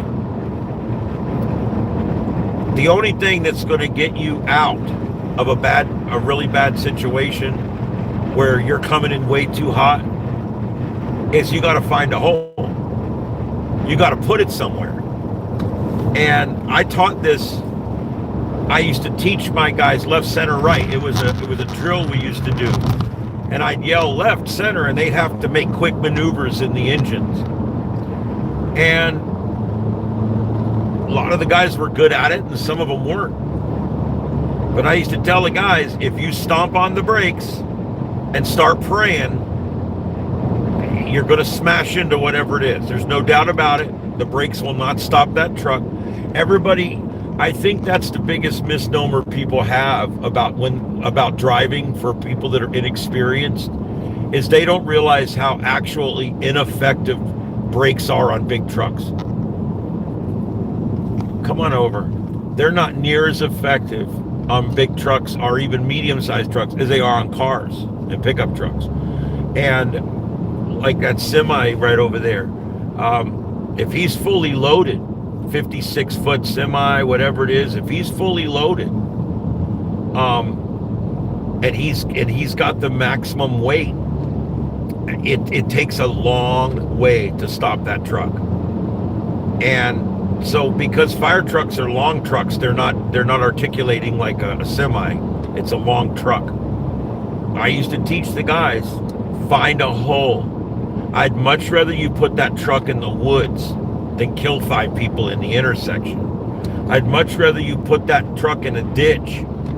I'd much rather you squeeze it between some vehicles and take off a few mirrors than just jump on the brakes and pray. And the whole time I was there, we had no major accidents in any of our vehicles. And I think a lot of it was because I was so adamant about teaching these guys, you know, all the brakes do is minimize the damage. That's it. They don't stop the wreck. They don't stop the injuries. They just minimize. They're going to slow you down a little bit before you hit whatever it is. But if you can find a hole to put that truck in safely, you avoid the accident altogether. And it's so true. Yeah, easily a quarter mile if it's loaded. Exactly. Different types of jobs that I've had. Okay, I'll answer that. I started out as a 15-year-old in the Sheriff's Explorer program. And I actually, in my second year there, they paid me minimum wage to go out and check vacation homes. And I did. That was actually my first job, was the Lee County Sheriff's Department. And then I went down and started volunteering on the switchboard. And they literally, the day I turned 18, they hired me. Actually, they hired me when I was 17 part-time, and then they moved me to full-time when I was 18. And then just 6 short months later, I was working at Bayshore Fire Department, and they were sending me through fire school. I was I was an overachiever. I was a geek. I didn't want kids or a wife. All I wanted was a career. And I went to all the things you had to do and did all the things and worked all the hours, and I did it. I became a paid firefighter when I was 19 years old. And then I was promoted to lieutenant when I was 21. I was the youngest lieutenant in my county, the youngest fire officer in my county. I don't know what that was, sitting in the middle of the road. All right, I'm taking that 575 to Canton. I should be in the right lane, the proper lane, because it's 2 lanes. This is basically 575 is a connector interstate. It just eventually turns into Georgia 5, which is the Zellmiller Mountain Parkway. Goes up through Canton, Woodstock, and then eventually goes up through Ellijay and Blue Ridge, and then eventually Blairesville, where my cabin is. So this is it. This is still an interstate for a while, but we're out of Atlanta now for good. And that back there where we were just in that traffic where it's moving, but it's not stopped, it's moving, but it's backed up like that, congestive backup they call it. That's there every single time I come to my cabin right there. Every single time. Because it's always in the afternoon, and that's always there like that. It's like, I guess, it's like fix it, okay?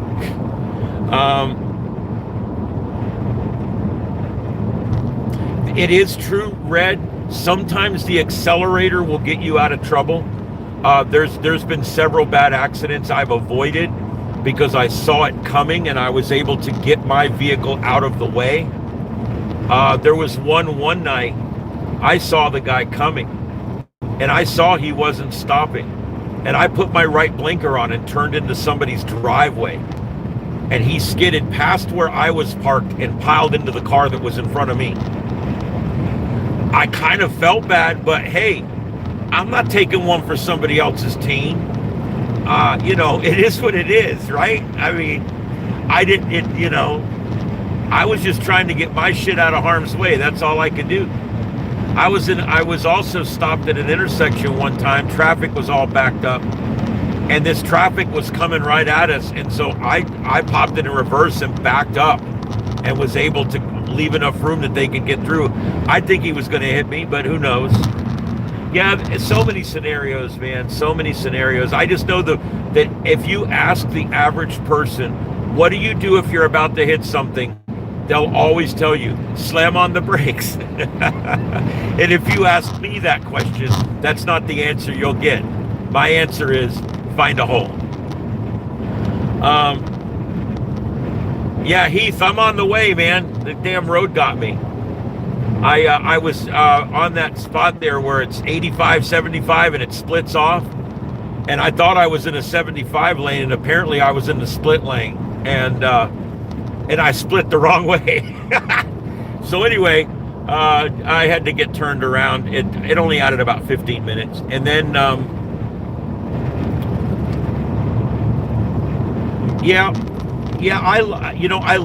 I loved teaching defensive driving, and I loved teaching the EVOC course, which I taught both. And I don't know, I used to, probably one of the better things I did in my life was a driver. I was a very good driver. I'm still a decent driver today at 56. But, as the hair falls out, your reflexes and your ability to recognize and diagnose and act on situations slows down more and more. But I still, to this day, feel like I'm one of the better drivers on the road. I don't mean to sound conceited, but I drove emergency vehicles most of my adult life. So, and then after that, I drove a wrecker for a little while. So anyway, to finish up my job list, while I was a firefighter, I got promoted to lieutenant when I was 21, and I started working for emergency management as an intern during the summer and a volunteer in the winter. It's kind of a long story how they have to do that. But anyway, I would get paid for part of it I wouldn't. And I also was a part-time dispatcher with Lee Control because I love dispatching so much. that I actually went there and started volunteering. And then once my training got done, they're like, hey, why don't you come do this more often? And so, and then I also was a volunteer at another fire department across the river from the one I worked paid at. And I volunteered there for a number of years. And then I also got on the sheriff's department in 92 as a certified auxiliary deputy, which is the same as a deputy. It's just I'm not a full-time employee, basically. And I would go and ride with other cops. Mostly I would work special details. Sometimes if they were short, I'd take my own car. It was all different stuff I would do. And I really enjoyed that to a degree. But law enforcement was kind of getting a different flavor while I was in there. And of course, it's got a pretty bad flavor today because the way cops treat people. I started seeing a lot of that even back then, where cops were treating everybody like a piece of shit on the road. Look, how many tires are on that dump truck? Let's count them. Holy shit. Yeah, we still need them. I still support them. But sometimes they don't make me happy anymore. It's like,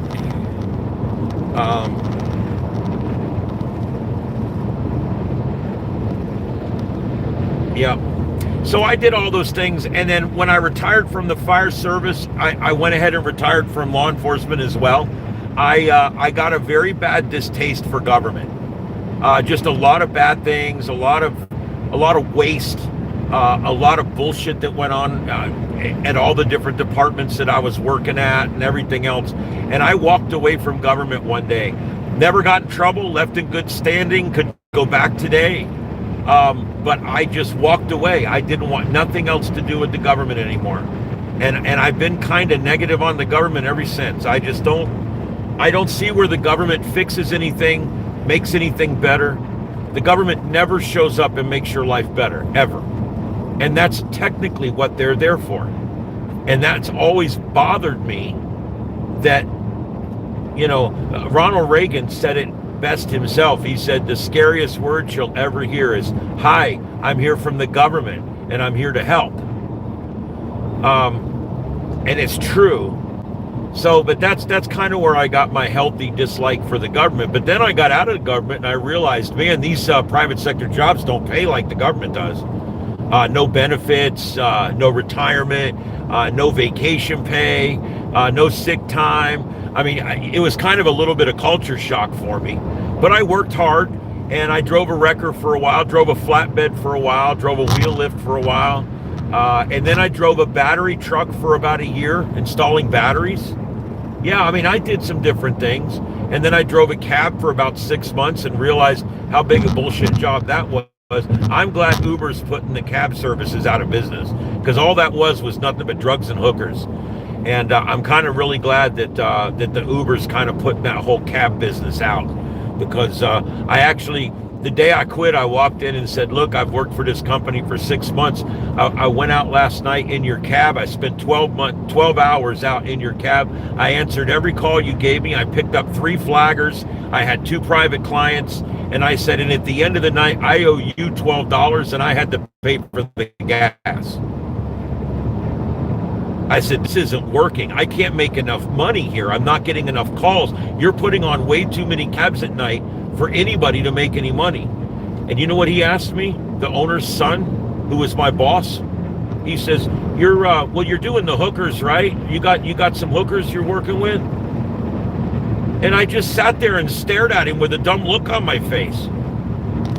I'm like, how did we start talking about hookers? I'm a cab driver.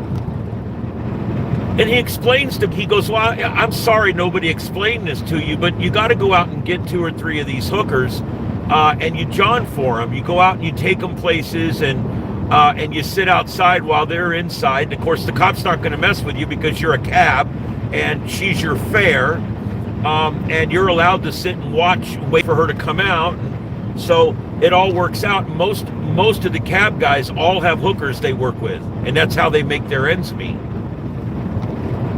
And I said, I'm not doing that. I said, I'm not doing that. It's illegal. It's immoral. I'm not doing it. I said, I truthfully believe hookers should be legal, but I would never use one. I said, but I'm not going to go out there and risk my clean record and risk my ability to get employment for the rest of my life over running some hookers. He says, well, then I suggest marijuana. It's a lot easier.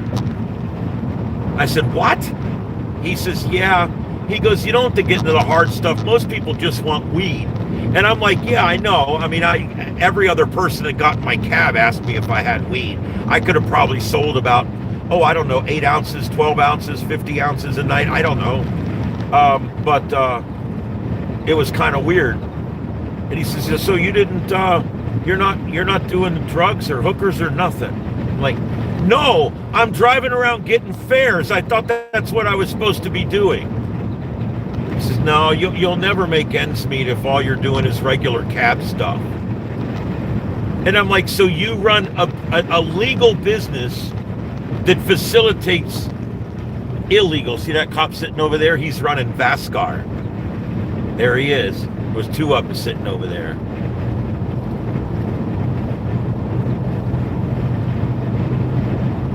Vascar is where they use a stopwatch or a machine that works like a stopwatch, and they watch 2 stationary points on the road. They do that a lot in Georgia. It's not as popular in Florida, but it's called Vascar. And the way it works is when your car reaches the marking on the pavement, he hits the stopwatch. And then about 30, 40 seconds later, when you get down to the other mark, he hits the stopwatch again, and it automatically figures the speed. It'll come up and say 83 or whatever, just like that. And it is a legal way to clock your speed.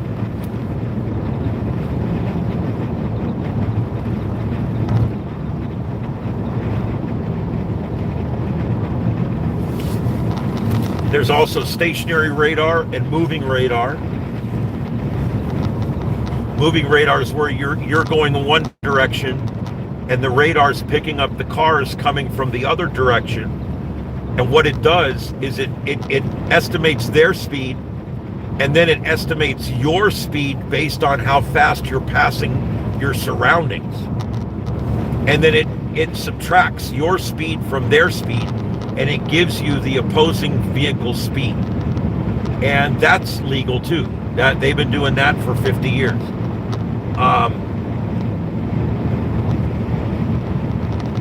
But that's moving radar. Now they've got newer radars that can even track, do speed on vehicles that are moving in the same direction and things like that. I don't know anything about that because all that technology came out after I got my radar certification and was doing all this stuff many, many, many years ago. But I don't think I ever wrote a speeding ticket. It was one of them things. I didn't write a lot of tickets at all. We pulled over people, but we gave warnings. We were cool, you know. It was like, hey, slow down. It was kind of a way of saying, hey, vote for the sheriff. He's cool. Now they're tyrant pricks. They give everybody a ticket. They don't care.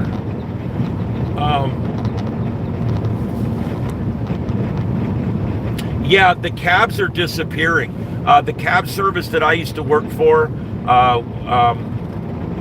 I'm not even going to give their name, but it's the big one in my area there. And they have been declining in size ever since Lyft and Uber came out. They tried to fight that, you know. The cab companies have been fighting cab regulation for years. The moment Lyft and Uber gets invented and it starts taking off, all of a sudden the cab owners all want regulation now. All that regulation they were fighting before, now they want that regulation. Isn't it fun? Isn't it neat how one day we want one thing, one day we want another? It's kind of like the unions. All they ever wanted was tariffs. Trump gives them tariffs. Now they just go quiet because they can't admit that Trump did something they like.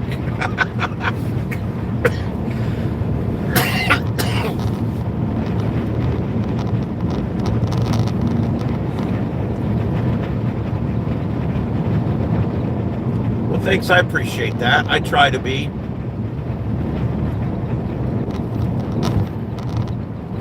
Yeah, there's the cab services are starting to go away. And this shows you something. The cab services were all government regulated. Most of them were government regulated. You had to go get a license from the city or the county in order to drive a cab and to pick up fares. Okay? Now, Uber and Lyft came. They don't need that regulation. We don't have regulation on Uber and Lyft. And guess what? The cars are cleaner. The drivers are better. They smell less. There's less drugs and less hookers. And when you get an Uber Lyft, they're there in 3 minutes. They pick you up, no questions asked. They drop you right off where you're going. They charge you half what the cab used to charge you.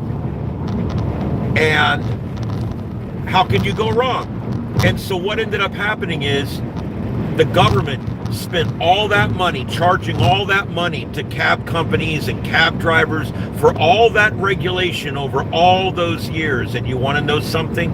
None of it was ever necessary. You want to know why? Uber and Lyft fixed the problem. The problem that had persisted in cabs for 50 or 70 years was fixed by Uber and Lyft doing something that has no government regulation, pretty much.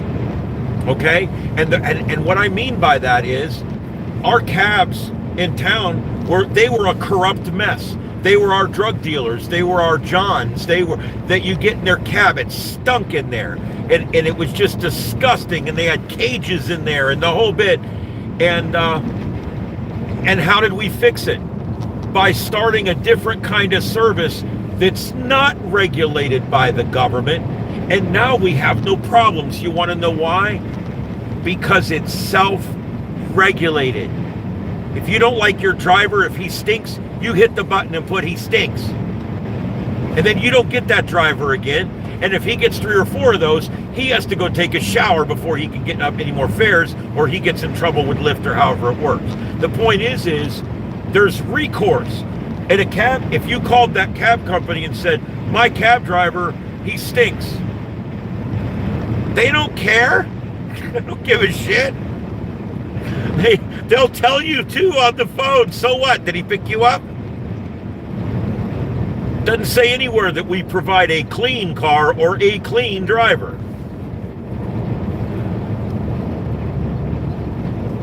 But Lyft and Uber fixed it. Why? The same way that YouTube is fixing television ratings.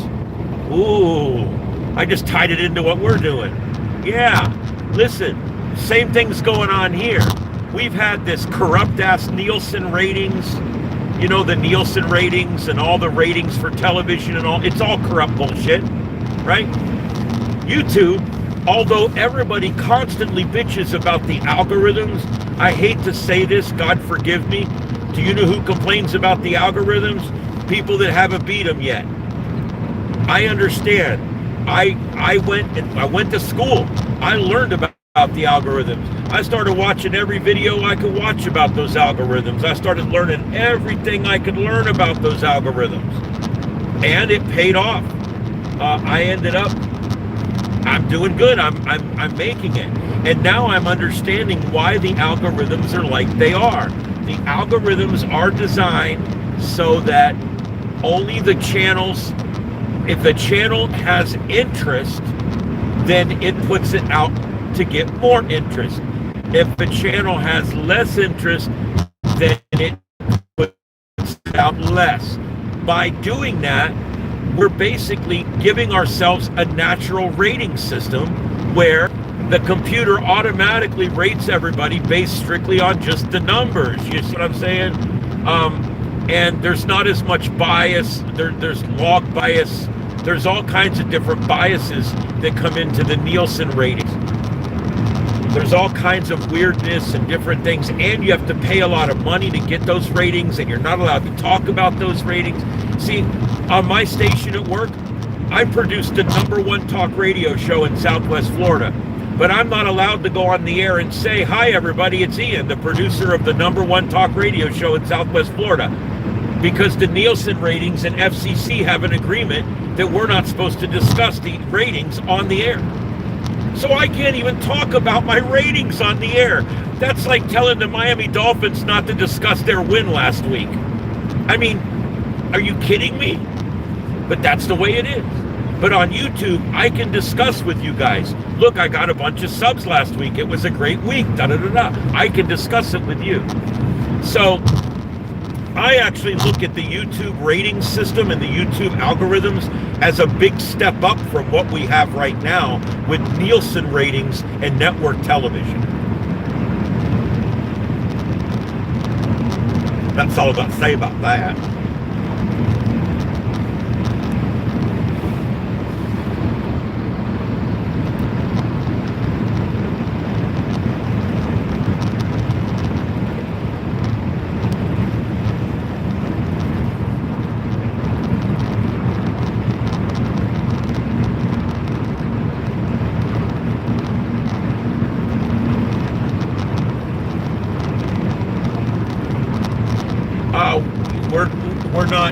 I'm not going to Dahlonega today. No, I may end up there before the week's over. I know Dahlonega. I love Dahlonega at Christmas. They do a wonderful Christmas village there. The whole town. It's just really cool. I might make it over there.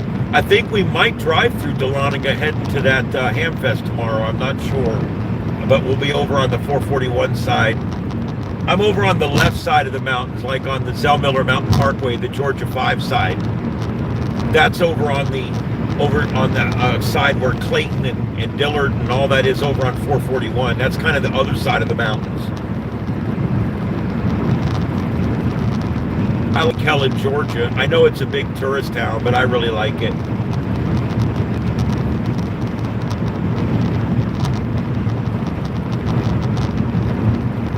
Well, the economy is getting better.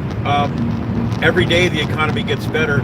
I just fueled up my car for $275. I think it was something like that. $279. It was right in that range. And as that gas goes down, everything else will go down. And hopefully, it all depends on where you're buying a house. If you want to live in New York right now, you can go up to New York and get a really nice place for pretty cheap, because they're all selling and moving to Florida.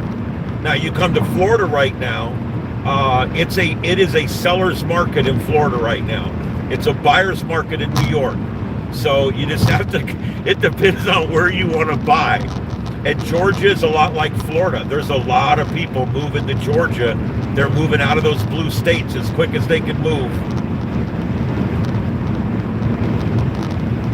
I think Florida's going to pick up 5 seats on gerrymandering, and in 5 years from that, pick up 5 more seats on the next census. We already are pretty powerful down here, but man, and it's because everybody's moving here. We're becoming more and more popular and populist every day. It's crazy. Populist, not populist. No, it's one of them things, man. No, I don't want a mortgage either. Luckily for me, where I'm staying now is owned by family, and there's no mortgage. And where I'm going up here in the mountains belongs to me, and there is no mortgage. So that's what's nice, is I have places. One that specifically I own. I have places that I own, which brings me to another discussion we can discuss real quick.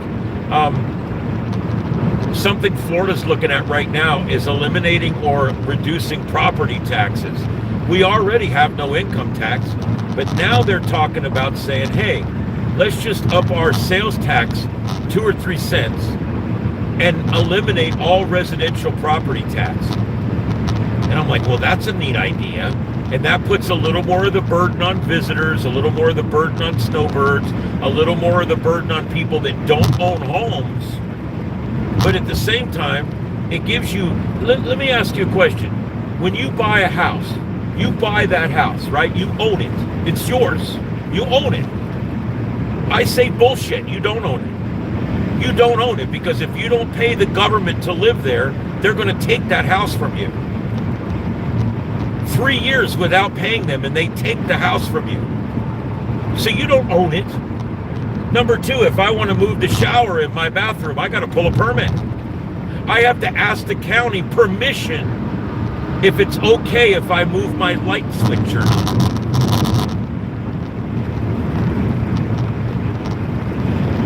I got to ask the county if it's okay if I pour a new driveway, or if it's okay if I do electrical work in my home. I have to tell the county, and they have to send someone out to come into my home and look and make sure that what I'm doing in my home complies with their rules in their county.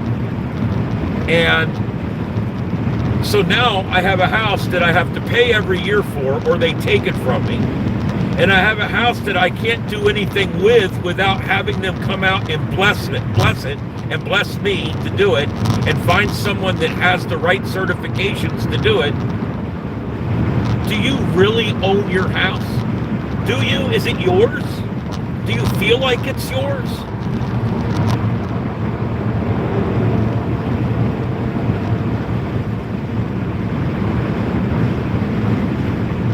You had a room on the back.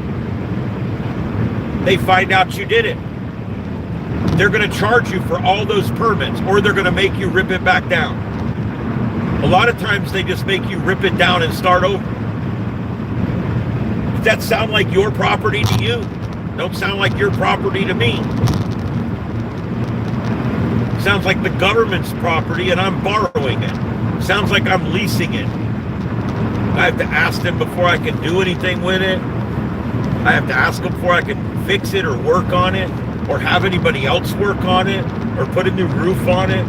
I have to pay them hundreds and hundreds or thousands every year in taxation on it. I don't own that house.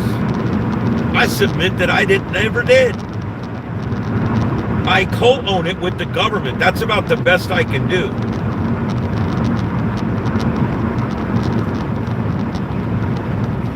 Yep, and standard, that's another thing. You only own the airspace just above your roof, pretty much. And you don't even own the mineral rights underneath your property. What the F? I submit that you really don't own anything. You dig down deep enough hole, you don't own that. You go up above your roof, you don't own that. You go out to the ditch in front of your house, you don't own that, it's right away. Do you really own anything? And let's go back to when you built the house. They had to bless the person that built your house. They had to bless the plans to build your house. Then they had to bless every worker that worked in your house as a contractor. And then they had to come in and give you the final blessing before you were allowed to lay your freaking head in your own house. Is it your house?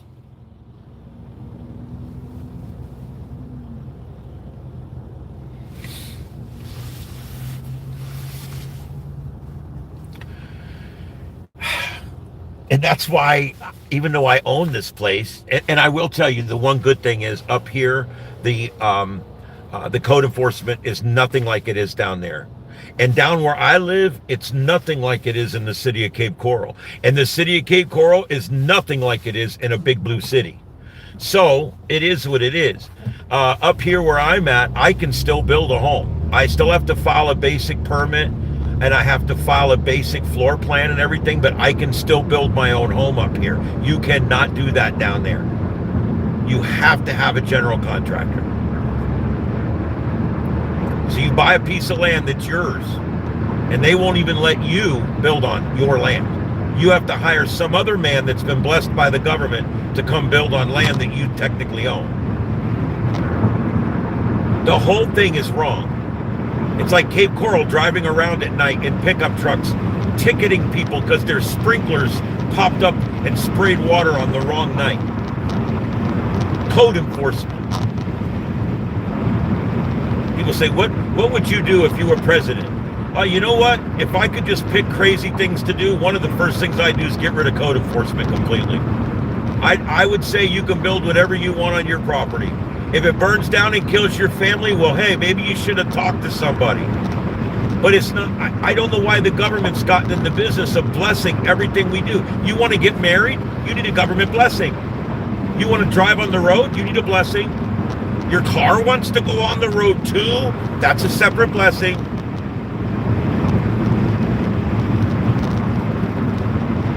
You want to bake pizzas and sell them to your neighbors? That requires a blessing, a big one. Yeah, you want to open a restaurant? It's like 50 blessings. I mean, when you look at it, really, no matter what you ever want to do, you have to beg the government. Even getting married, you got to beg the government. Even when you die, the government has to certify it and sign off on it. You're not dead until they say you're dead, mister. And we say we're in a free country, but as a libertarian, I challenge that notion. We're in a freer country. It's definitely a step in the right direction. But is it free? Is it truly free? No, of course not. It is not free.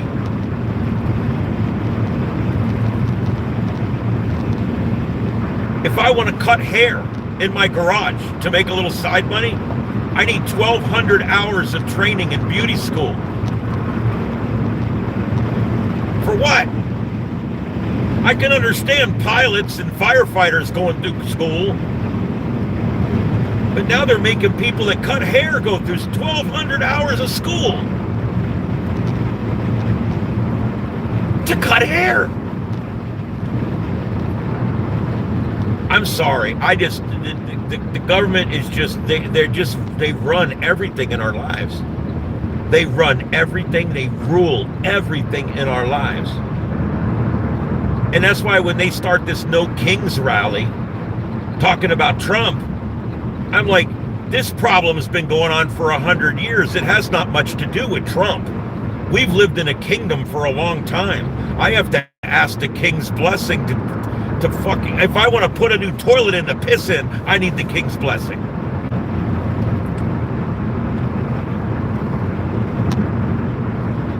So when I say no kings, to me it means something completely different than it does to these really, really old liberals and these millennials.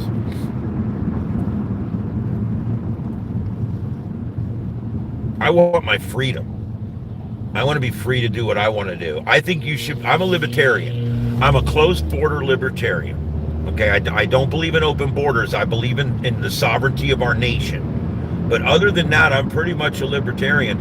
I can't think of anything the government's ever gotten involved with and fixed.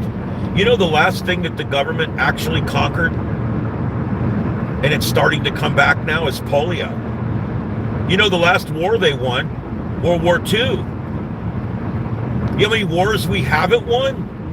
Well, let's see, Vietnam, Korea, the war on drugs, the war on poverty, the war on crime, the war on terror, the war on homelessness, the war on ignorance, the war on illiteracy. Yeah. How many wars are we in right now? And we don't ever win them. When they say war on and they add a word, that just means something else we can put money on. It's some other place we can justify spending money. Oh, it's the war on poverty. Yeah, we gotta make sure that everybody's got food stamps. It's the war on poverty. Oh, it's the war on drugs. It's the war on drugs. We gotta catch somebody that has some green plant in their pocket and ruin their chances of ever getting a good job ever again. That cop stops somebody on the side of the road and he pulls a quarter bag out of their pocket with marijuana in it, okay? What's he do? He arrests them. He takes them to jail, right? For that little bag of marijuana. Now, granted, cops are not even arresting for marijuana anymore in Florida. But the point is, they would arrest that man and take him to jail for having that plant in his pocket. And they call it a misdemeanor. It's a misdemeanor, no big deal. You'll be out in the morning, you'll pay a $500 fine, you'll only spend 12 hours in jail. It's not that big a deal. Isn't it? He'll never get a job anywhere. He's got a drug arrest. Did we help this man as a society? Did we help him? No, what we've done is we've sent him spiraling now. Spiraling. Because what we've done is we've now taken his ability to make a living for him and his family. We've taken his ability to do that away because he had a plant in his pocket. Victimless crime. Remember the song, No Victim, No Crime? Anyway. And so I'm not even a proponent for drugs as much as I'm a proponent for not ruining people's criminal histories over chump arrests. You arrest somebody for a bag of weed, they got a drug arrest, 40 years later, they can't work for the government. 40 years later, they can't be an election worker, a poll worker. 40 years later, they can't get their private investigator's license. 40 years later, I mean, they can't work for law enforcement. This is what I'm talking about, guys. This is what I'm talking about. Did we help as a society? Did we help that man? Well, we put him in jail so he knows it's wrong. Well, but did you help him? No, it didn't help him at all. Okay? Because first of all, you caught him with a little weed in his pocket. It's not like he's on heroin or meth or anything like that. It's not like he has any history, no criminal history at all. You know, never done nothing. But you're going to take him to jail tonight. Why?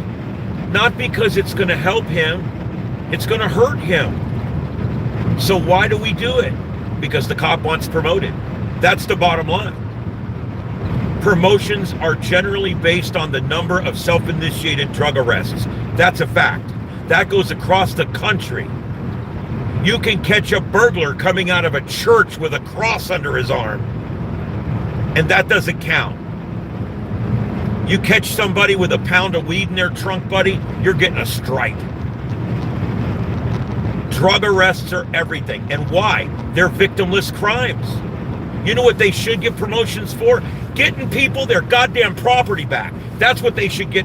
They should get promoted for being community service people. They should be promoted for being community policemen. They should be promoted for the property, for getting the bike back.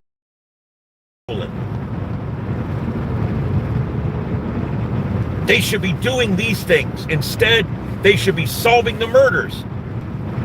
Our city has a 32% murder rate, solve rate, and that's apparently pretty good compared to the blue cities.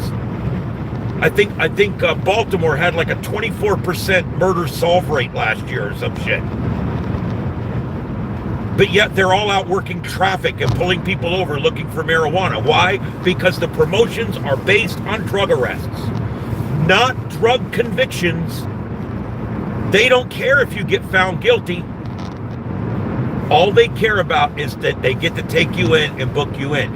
And once they book you, now your picture's out there forever for a marijuana arrest. Even though the charges will be dropped, you'll never be found guilty for it. Your image will still come up every time someone does a Google search for you. Your jail picture for that arrest that was dropped will still come up. Remember the whole thing, innocent until proven guilty? We've asked our sheriff in our county over and over again, please do not publish people's pictures until they've been found guilty. He refuses. Every arrest in our county, all of your information, including date of birth and everything, is completely posted for all to see, as well as front and side pictures of you. And they're there for everyone to see in the world. And those pictures are immediately scraped off of all the jail websites by AI, and they make them into newspapers that sit in the Circle K with all the arrests for last week on it. And your picture's on there. You've never been convicted of anything, but your picture's already in a newspaper that's circulating with all the mugshots in it. How is that innocent until proven guilty? And we wonder why people get stuck in the system.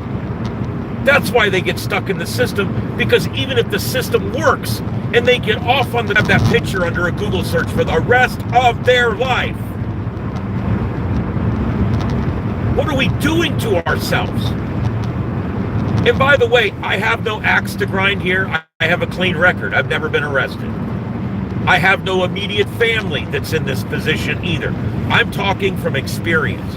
I'm talking because I'm one of the rare people that is a retired firefighter and went out and dealt with suicide and dealt with drug overdose and dealt with addiction every single day. I'm a retired, and I'm also a dispatcher.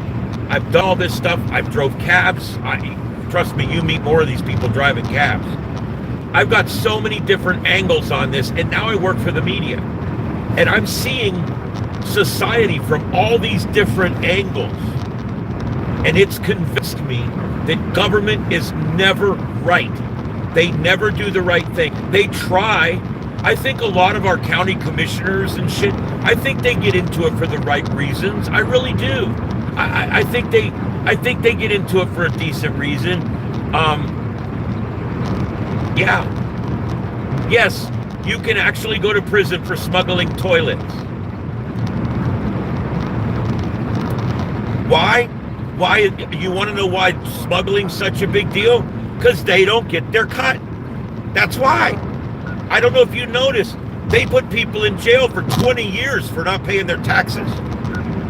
They put people in jail for 10 years for shooting dead your neighbor. That's why it's legal to play the Florida lottery. It's illegal to gamble in your garage. See, we've made a full circle all the way back to the beginning of the discussion.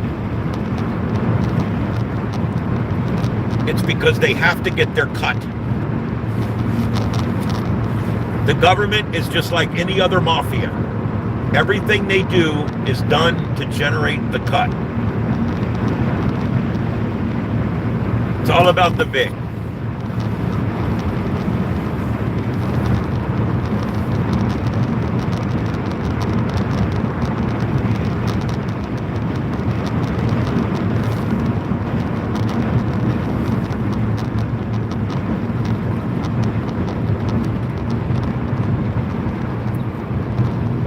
Oh, yeah, and standard, you're correct on that.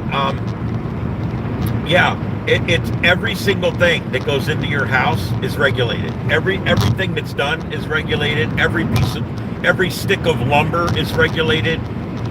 The lumber, believe it or not, they tax the people that knock down the tree. They get taxed for it. Then the truck that hauls that log out of the forest and down to the mill, they have to pay a tax. And then the mill mills it, they have to pay a tax.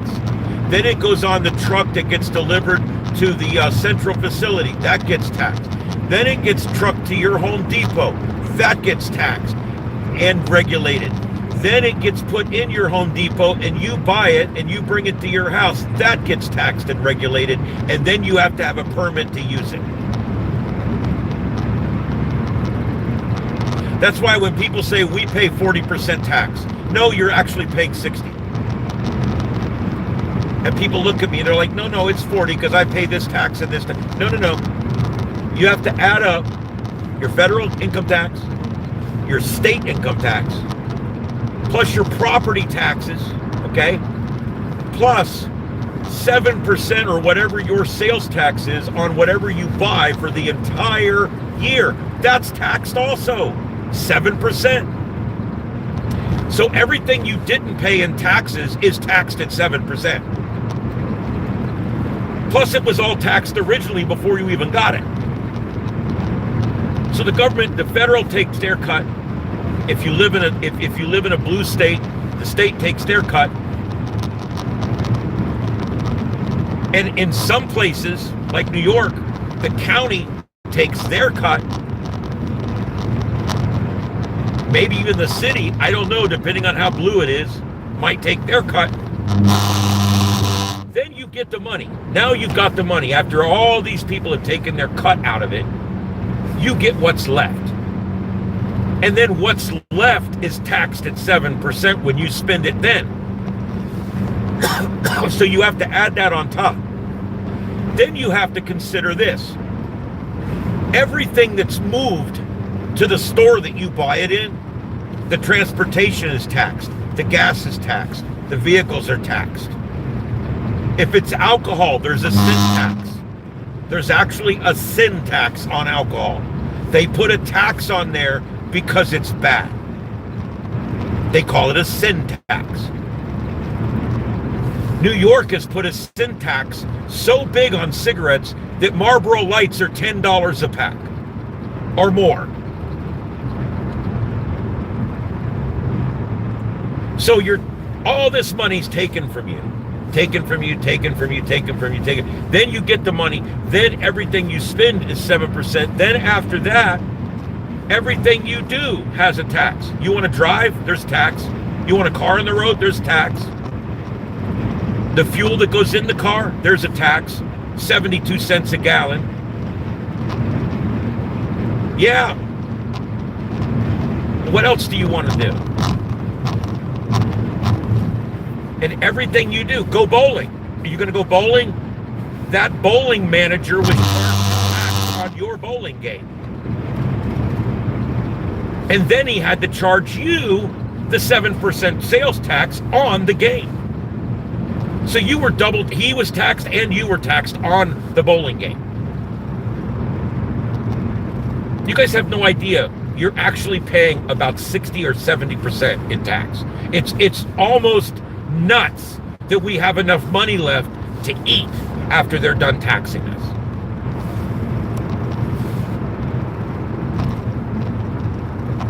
Yep. So anyway, there we go. Let's see. I'm trying to see if there's any new comments. Let's do a reset. Hello, everybody. My name's Ian, and I am in my car heading to my cabin in Georgia. And we're going to see our first mountain here in just a few minutes. We're almost to the first mountain range. You can kind of see it if you look to the right past the Lowe's sign right there. Do you see it? I know it's hard with the traffic and everything, but if you look right underneath that sign that says East Ellijay City Limits right there, if you look right there, you'll see the first mountain range. I don't think can I zoom in? It lets me zoom in, but it won't let me move it around. But anyway, it's right over there. Anyway, so we'll see. We'll get a better shot here in just a minute. Move this back over to center. I know the thing's off center just a little bit to the right, and I'm having a hard time with this bracket trying to get it to where it'll stay square. There we go. All right, so I haven't been paying attention. I don't even know what town we're in. I think we're in Clayton or one of those, or not Clayton. What's the name of this thing? Canton. I think this is Canton.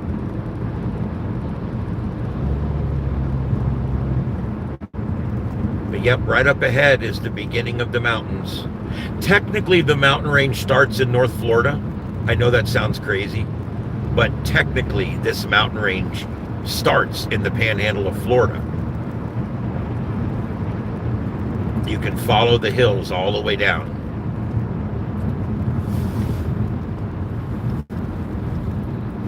Just they don't get big till you get up here.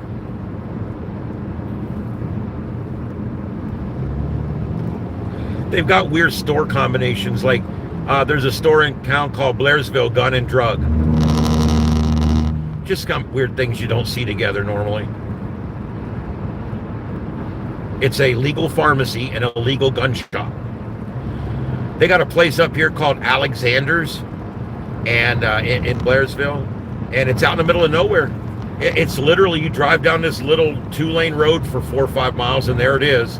And from the front, it looks like a steel building, you know, like a commercial building, but kind of nice, you know, kind of fixed up a little bit. And but what you don't realize is the building goes back like half a mile, and you get inside there, and they've got a whole section of the store that's, when you first walk in, it's all like country keepsake stuff and all that. And then they're like, walk to the next section. So I'm walking, and I'm like, oh, okay, so this is all shoes. A whole nother store, all shoes. I'm like, wow, boots and leather boots and work boots. I'm like, this is really cool. And my mom's going, you haven't seen nothing yet. And we walk back, the next section is all furniture. It's all like country furniture, log furniture, all really neat stuff like you'd put in your cabin.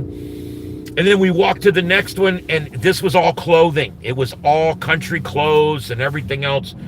And she says what they do is every 5 years they build a new building and they expand. And now the fifth building in the back is a gun and tactical store. And I have never been in a place like this. You take the entire hunting department in the biggest Walmart you've ever been in and add it to probably the biggest gun store you've ever been in, and camping and fishing, and it's just like, wow. It's like, for normal men, not me, but for normal men, this would be like the perfect place to go. I don't hunt or fish or watch sports, so I'm not a normal man. But for the normal dude, this would be like, they would beeline straight for the back of this place. And it's kind of a neat place. It really is. It's called Alexander's, and it's kind of a country Walmart is what it is. It's literally a country Walmart. Kinda. Except they don't do groceries and stuff.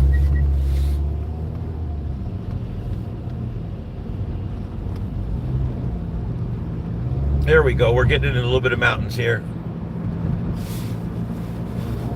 By the time we get to Blairesville, the mountains are 4,000 or 5,000 feet tall. The highest point in Georgia is right around 6,000 feet. And the highest point in Georgia is called Brasstown Bald, and you can pretty much see it on top of the mountain there from all over Georgia. It's pretty cool. I got to find out. I want to get that. I got to talk to Heath. I want to find out what that frequency is. There's a big repeater up here. I think it's on Mount Mitchell or one of those. But there's a big old repeater up here somewhere on top of one of these mountains. And it's like 6,000 feet up or some shit. And it's a powerhouse transmitter. And apparently, I got on this thing. I put it on about 4 or 5 years ago. And I was over on Brasstown Bald in Tennessee. And I'm hitting this repeater in North Carolina on VHF. And the repeater is then talking to a guy in South Carolina. And him and I are having a conversation. And we were 400 miles, 500 miles apart talking through a repeater on a frequency that's normally good for about 20 miles. So not bad, not bad. So I want to do that again. I want to get that. I want to find out what that big blowtorch is and get that programmed into my radio. And of course, I always have two. I have two up over here. I don't ever hear anybody on it.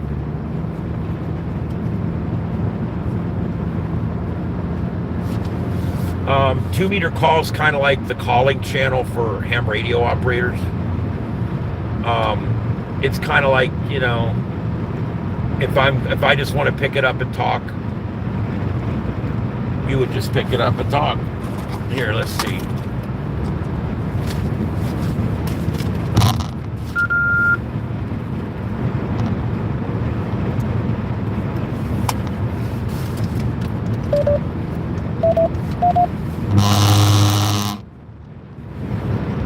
KO4 EFS on frequency listening, 2 meter call. KO4 EFS on frequency listening, 2 meter call.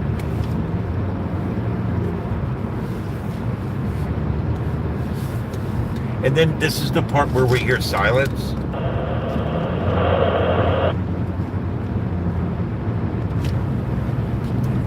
I used to call all the time. I used to call out. Been answered like 4 times. Ham radio is almost something where you need to find friends that you like in ham radio and talk to them. Because if you just drive around looking for other ham radio people that are going to want to talk to you, they probably won't.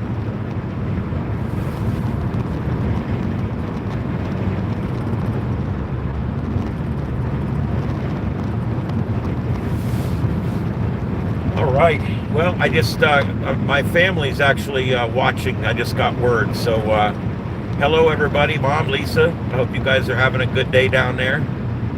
Things are going well here. There's the mountains. We're starting to see the mountains here. I believe I just went through Blue Ridge, or Ellijay, I'm sorry. I just went through Ellijay, and I believe Blue Ridge is next.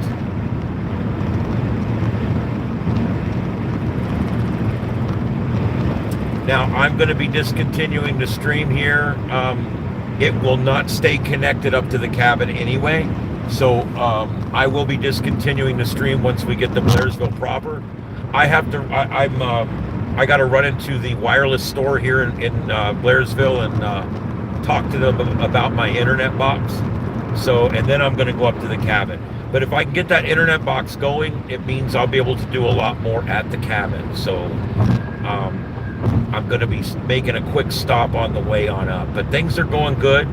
And other than just that one wrong turn, which took just about 10 minutes to get back on the road again there, which is pretty good for Atlanta.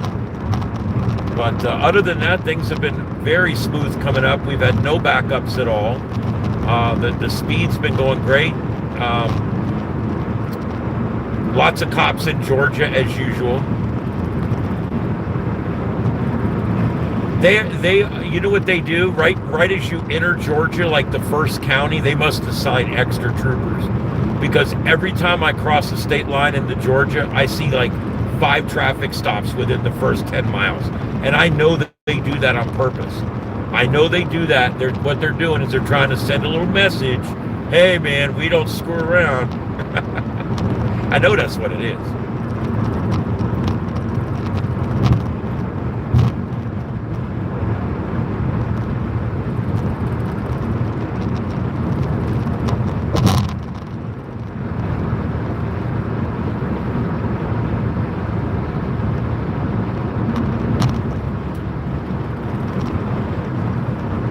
You guys ever wonder why someone is going to cut your hair? It takes 1,200 hours of training and a certification through the state of Florida, if you live in Florida. And yeah, it's 1,200 hours. You have to pay a certified and qualified school. You have to practice on so many heads. You have to do all this bullshit. And when it's all said and done, you get your license and you can go cut people's hair now. But the guy that cooks your dinner, the chef that cooks your dinner, and the person that cooked your hamburger last night at Burger King, neither one of them need any certifications at all. As a matter of fact, they don't even have to be background checked before they're hired. And they're cooking your dinner. But yet the guy cutting your hair, he needs 1,200 hours of training just to make sure, you know, because of AIDS and everything, you know, and because you nick somebody with scissors. Ooh, you can take a head off with those things. Oh, but cooking, no, we can never regulate that.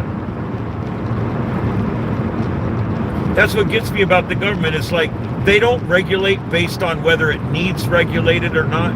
They regulate it based on 2 things.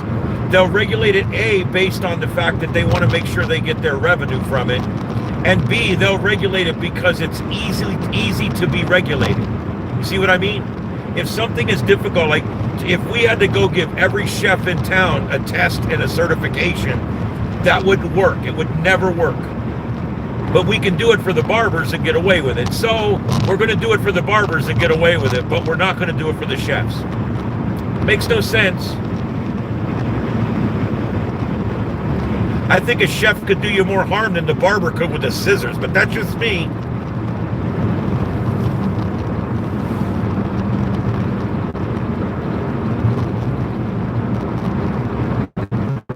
All right, I'm not getting any chat, so I assume I'm still on, but the chat's kind of tapered off about 10 minutes ago, 15 minutes ago, so I'm not sure if I'm still on, but this will get sketchier and sketchier as I go. But I'm gonna stay on until I get right to Blairesville.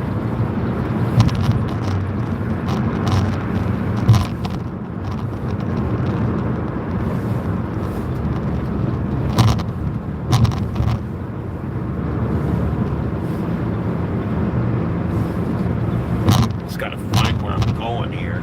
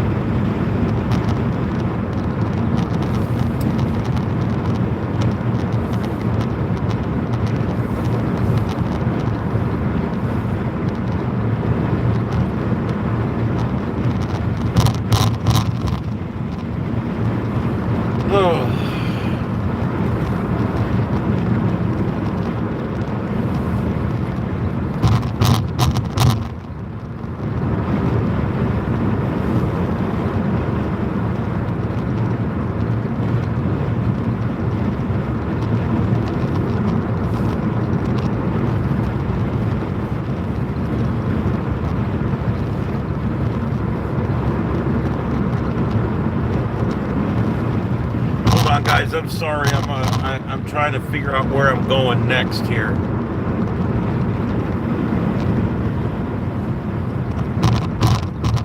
I have no idea where this is.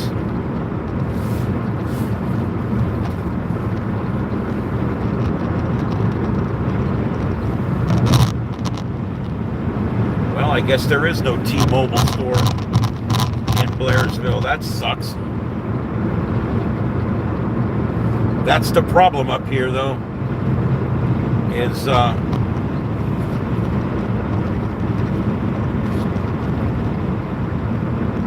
that's an AT&T store.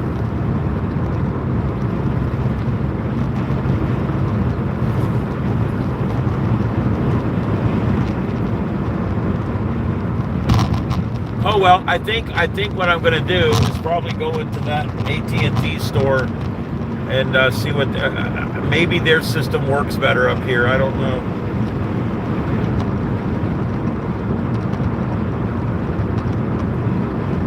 Internet is a bad problem up here. Now, they've got fiber optic run right to the bottom of my street up here.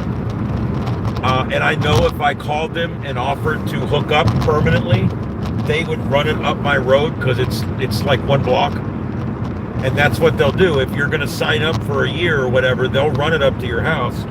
Well, the problem is we're not in a position yet where we need it other than just a few times a year. And it's not worth paying $75 a month for 12 months just to come up here for 3 or 4 weeks a year. Even though it would give us the ability to monitor temperature and have cameras. And we have weighed that because I would love to have cameras up here. I could even publish a camera up here. If I had a camera up here, I could put it on and actually put it up on our channel and have it on all the time. I mean, it'd be a great web camera.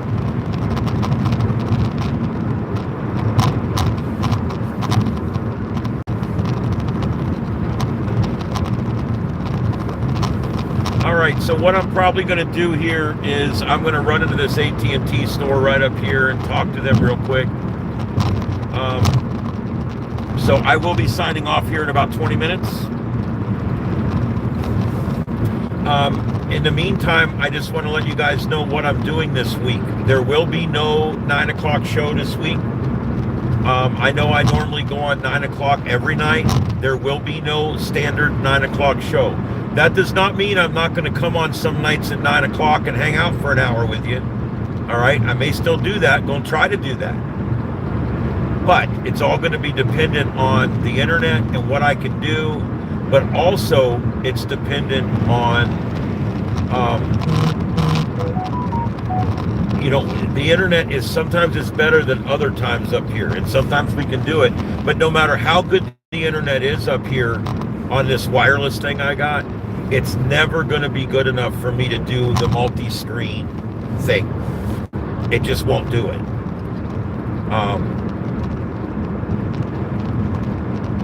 So that's why the 9 o'clock thing. But I can still come on and we can talk about the news and stuff. It just, there won't be all the fancy screens and everything. And then, so that I will still be coming on some evenings. But the other thing I'm going to be doing, is exploring. I'm going to be going to a lot of different parks while I'm up here, and I'm going to get a radio tomorrow so that I can do parks on the air. The other mobile I had that I was doing it with is not putting out much juice right now. It's a very old radio that I was using, and it's just I made about 20,000 contacts with it on FT8. And I think I cooked the finals in it finally. So I'm gonna buy me a new radio, something a lot newer at the Ham Fest. It may not be new, but I'm gonna buy something newer and something that I can put on my dashboard, hook up to 12 volts, and something that I can go and do parks on the air. And then what I'll do when I do parks on the air, what I basically do is I go in and I'll go into a park and I'll show you guys the whole park and what I'm doing in there and everything. And I'll talk about the park. I'll show the stuff, and then I'll find a place to park, and we'll set up the antenna, and we'll put ourselves on Parks on the Air, and there we go. And we'll start doing it. It'll be cool.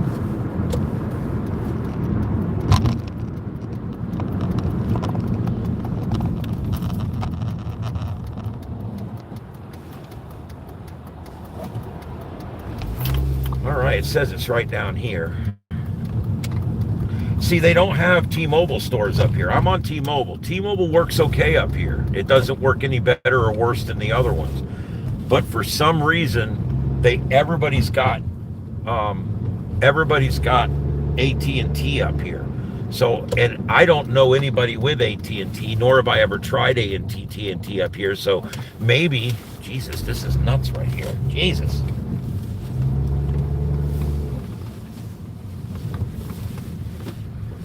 Jesus. Weird ass place.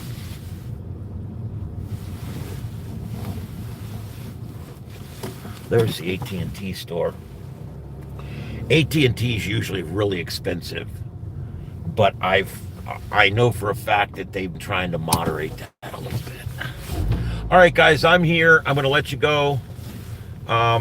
It's been all kind of cool and fun. I love how my headlights flash in the camera. They don't look like that normally. I'm going to go in here and do what I got to do and get this thing turned on. And then from there, I'm heading up to the cabin. I'll try to come on tonight and let everybody know that I'm there and everything's cool.